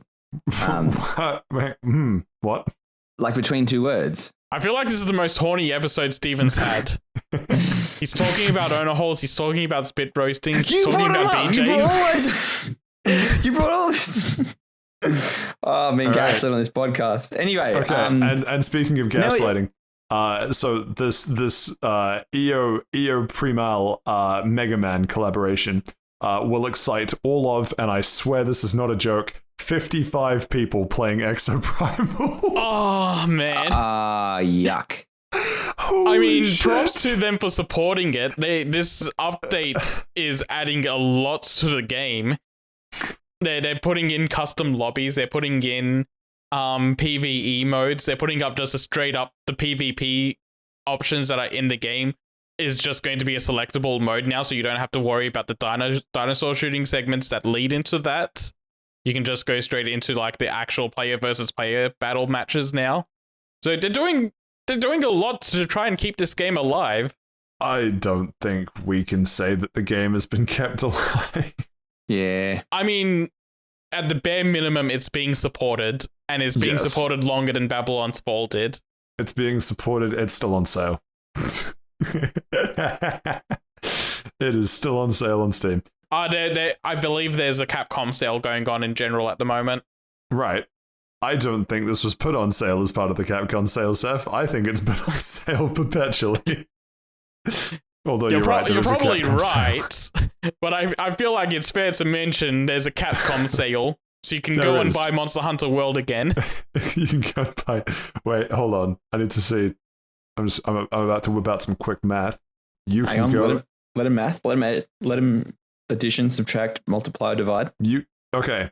Question for the group. Would you rather buy one Exoprimal on sale or 3 Monster Hunter Worlds? I already own Monster Hunter Worlds. Probably Exoprimal. Can I get a price on those Monster Hunter Worlds? You can, actually. You can get Monster Hunter World. I'm trying to see if there's one with Iceborne in it. Monster Hunter World limited time offer is only $16, $15 reduce on New Zealand dollars. Or with Iceborne, you can get it for $33, $38 reduce New Zealand. As tempting as that offer is, I think everyone I know that would play Monster Hunter World on PC already owns it, so I'm going to have to go with Exoprimal on this one, big dog. Big dog. Okay. Saif, I don't know how to tell you this, but you're off the pod. All right, Steven's got to edit from now on. Enjoy that, Patrick. Nah, we'll just release it raw. Release it raw. It's just your audio. Finally, some good content. Anyway, so yeah, a massive, as Seth pointed out, it is actually a very large amount of content for there's what do they say, the 4th season, I think. Yeah, title update 4, releasing on April 17. God, every time I look at the Steamcharts list, it's just sad. Oh man. Well, it could be 51 if you jumped in and played. Let me just refresh it. Let me see if anyone switched the game off since I booted it. Nope, 55 people still playing. Never mind, it's the same tick from 43 minutes ago. July 2023, 2,000 average players. August 2023, 500 players. September, 100. October, 100. November, 500 again. Hold up. Let him cook. That November December. last year? Yeah. That might have been the Monster Hunter update. It was, yeah. December, 82. January, 160. February, 83. And the last 30 days has had an average of 70. I mean, if the Monster Hunter one did that good, and I think the Street Fighter one had a decent amount of people that month, maybe whenever they do these crossover events, a fair bunch of people come and check it out and spend some money. I love the idea of a fair bunch of people being 400 people in a live service game. Oh, I thought you said 4,000. No, for the Monster Hunter month. The all-time peak is 4,900. No, Monster Hunter month was 500. Oh. Yeah. Well, if all 500 of those people spend like $60 in microtransactions. Anyway, I'm glad they're increasing their base salaries. I hope they're not doing it by parading and turning the people working on Exoprimal into literal slaves. Speaking of Monster Hunter, though, we have a Stories remaster coming on June 14th. Yeah, we talked about this one a little bit ago, We have a date now, which is nice. That's all I really have to say about that one. Mm-hmm.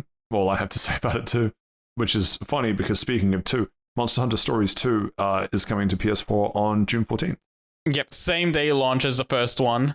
Mm-hmm. Don't really have anything to say about this one either. Yeah, very strange. Neither one of these are coming to Xbox. Monster Hunter Stories 2 already released on Switch and PC last year. Mm-hmm. So that just getting a PS4 version. Year before last, big fella, 2022. You're right. It launched at It was actually, holy shit. It was, remember, because I reviewed it on this very show. Yeah, it was around the same time. It was the same year Monster Hunter Rise came out. I still, why would you play number 1 for number 2? Like, look, it doesn't matter.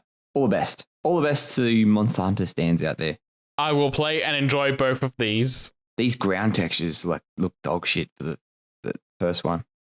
Like a blue ground. Well, all the best. The second one was good.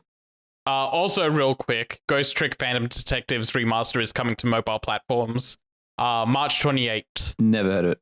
Ghost Trick is by the director that did the Phoenix Wright games. And it's like another type of like VNE detective solving sort of game that uses more supernatural elements than Phoenix Wright did, which was already pretty supernatural in some regards.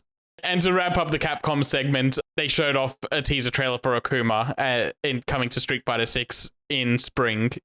US spring, not our spring. Kuma from Tekken? No, a Kuma from Tekken 7. A Kuma from Tekken. A bear, if you will. No, that's a Kuma. We're talking about Akuma. Oh, someone who cooms a lot. All right, move on. You're both banned.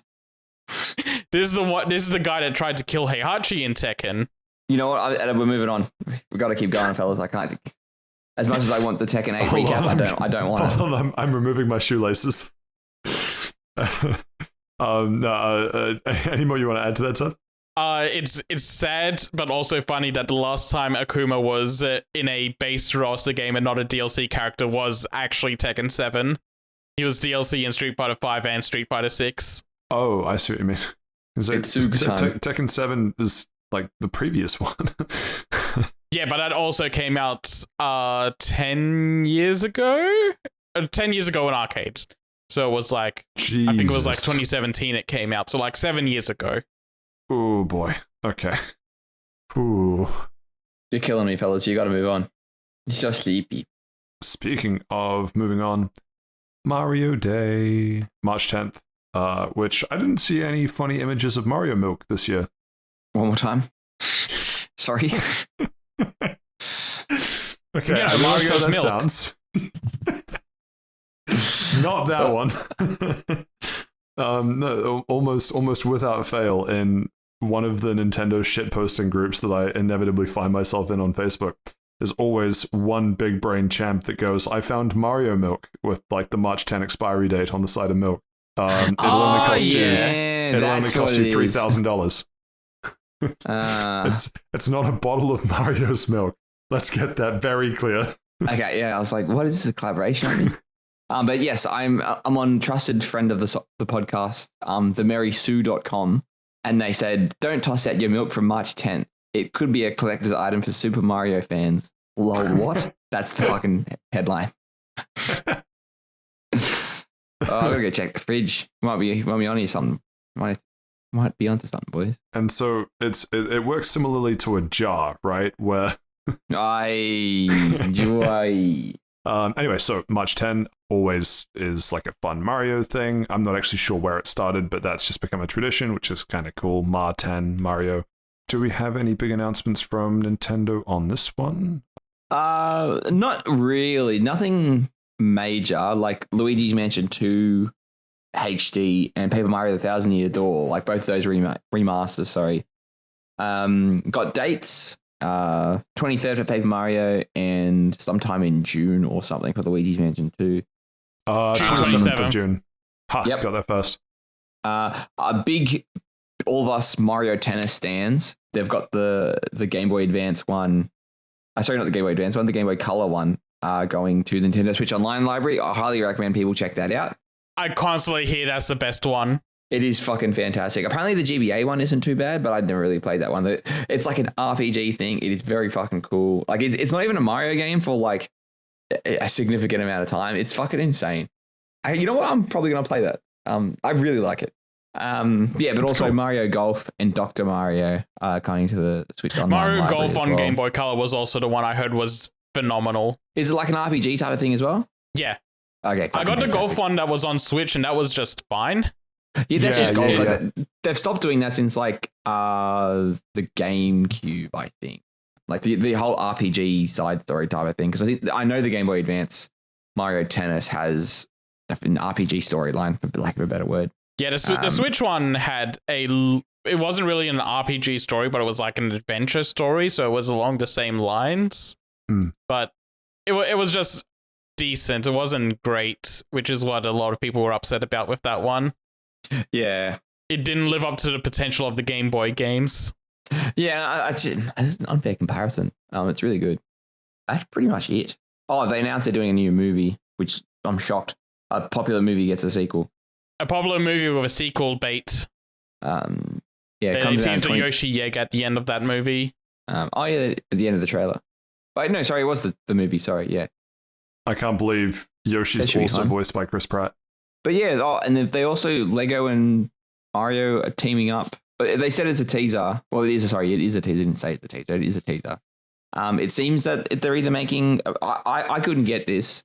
It seems like they're making a Lego Mario Kart game, or it's a Lego set that is like a Mario Kart. I don't fucking get it. And then I think it's a Lego set that's Mario Kart themed. What's the fucking point? What is the fucking point? God forbid Mario Nintendo Kart. Make another fucking Mario Kart game. That's my point. You know how long Mario Kart 8 has been like for 40 fucking consoles.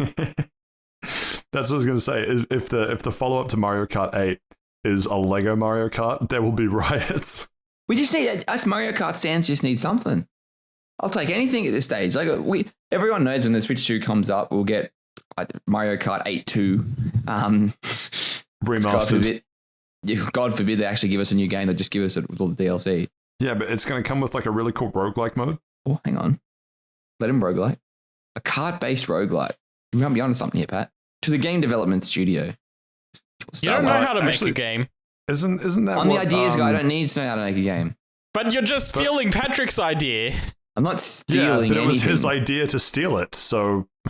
Why are you defending him? I don't know. It's your idea. No, speaking of driving roguelikes, isn't that what the whole shtick of Pacific Drive is? I think you get out of the car yeah. for that. Fuck, right. My idea's already outdated, all right. Back to the drawing board. I've heard... I don't know I don't know if that game's for me or not, but that game, for the people that have played it, they seem to enjoy it. So there might be something there. It's one of those games that look up gameplay before you buy it.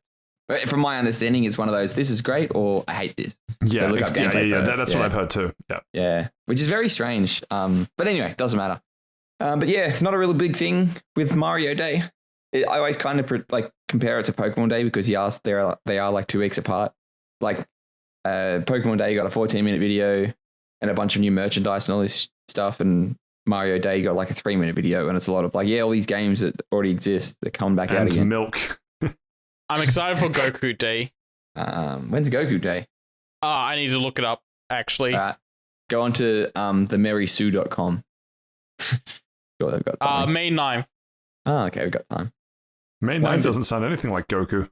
Yeah. Because the numbers in Japan are Go and Ku.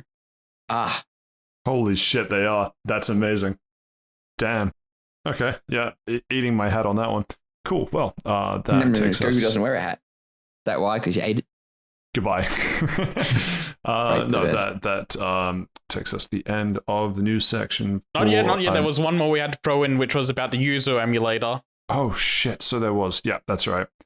From Mario Day to Nintendo possibly owning more slaves day. Maybe. The Yuzu thing, which we did talk about last time, right? Correct me if I'm wrong. Pretty sure we did. Yeah, we did. Cool. Sweet. Yes. So there has been an update to that. Nintendo can now legally own their firstborn, I think was the settlement that they came to. That or $2.4 million, whichever came first.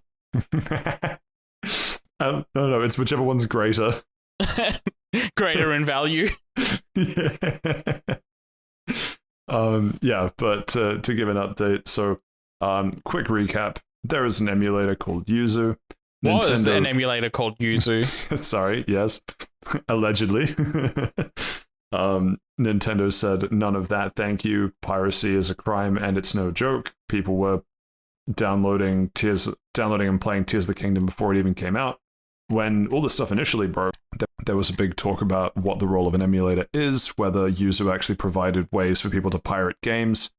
There was a whole thing about, I don't actually know the full emulation tech required, but it sounded like the optimistic angle of this was that Yuzu was software that if you had your own game could then play it on an emulator rather than giving you a way of playing any game on an emulator. And so that was a distinction where they weren't really costing Nintendo any money because people had to use their own games, which presumably they'd paid for.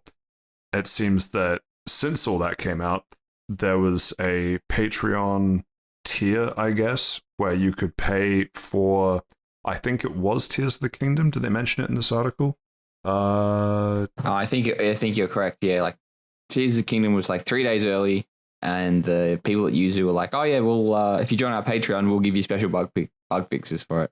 Yeah, it was something like that. I don't know if it's in the article, but apparently, like Yuzu in their Discord was also like very, like they tried to get people to send them the Tears of the Kingdom ROMs essentially, so that they could work on it. Right. So yeah, it's less. It seems like it's less about like the legality of the emulator and more. Oh yeah, the Yuzu people just fucked up. It definitely does seem they got a bit too like, oh, we haven't been sued before, we're not going to type of thing. I think like there was that big thing like, oh, there's no way they're going to get this case. Nintendo's off their fucking head, and then it's like, they shat the bed. Yeah. So when I joke about Nintendo having $123 million to pay lawyers, I wasn't kidding. I'm not actually suggesting it's $123 million, but it's more like, when, because I guess what's an interesting contrast, everyone said Nintendo's going to take Power World out for copyright infringement because so many of the character designs are similar. Meanwhile, Nintendo has gone and actually taken out Yuzu. So Nintendo is clearly picking their battles as to what they... Pick the ones you win. Yeah, that side of it. So yeah, and this definitely seems like a case of Nintendo seems to be in the right to go after this one. So anyone that has they've got the legal right. Do they have the moral right? I mean, there's still other Switch emulators that they're not attacking. It's like this was very much a case of the Yuzu devs seemingly got a little ahead of themselves in like how they wanted to handle Tears of the Kingdom, and Nintendo copyright protection seems like the proper way to go about this one.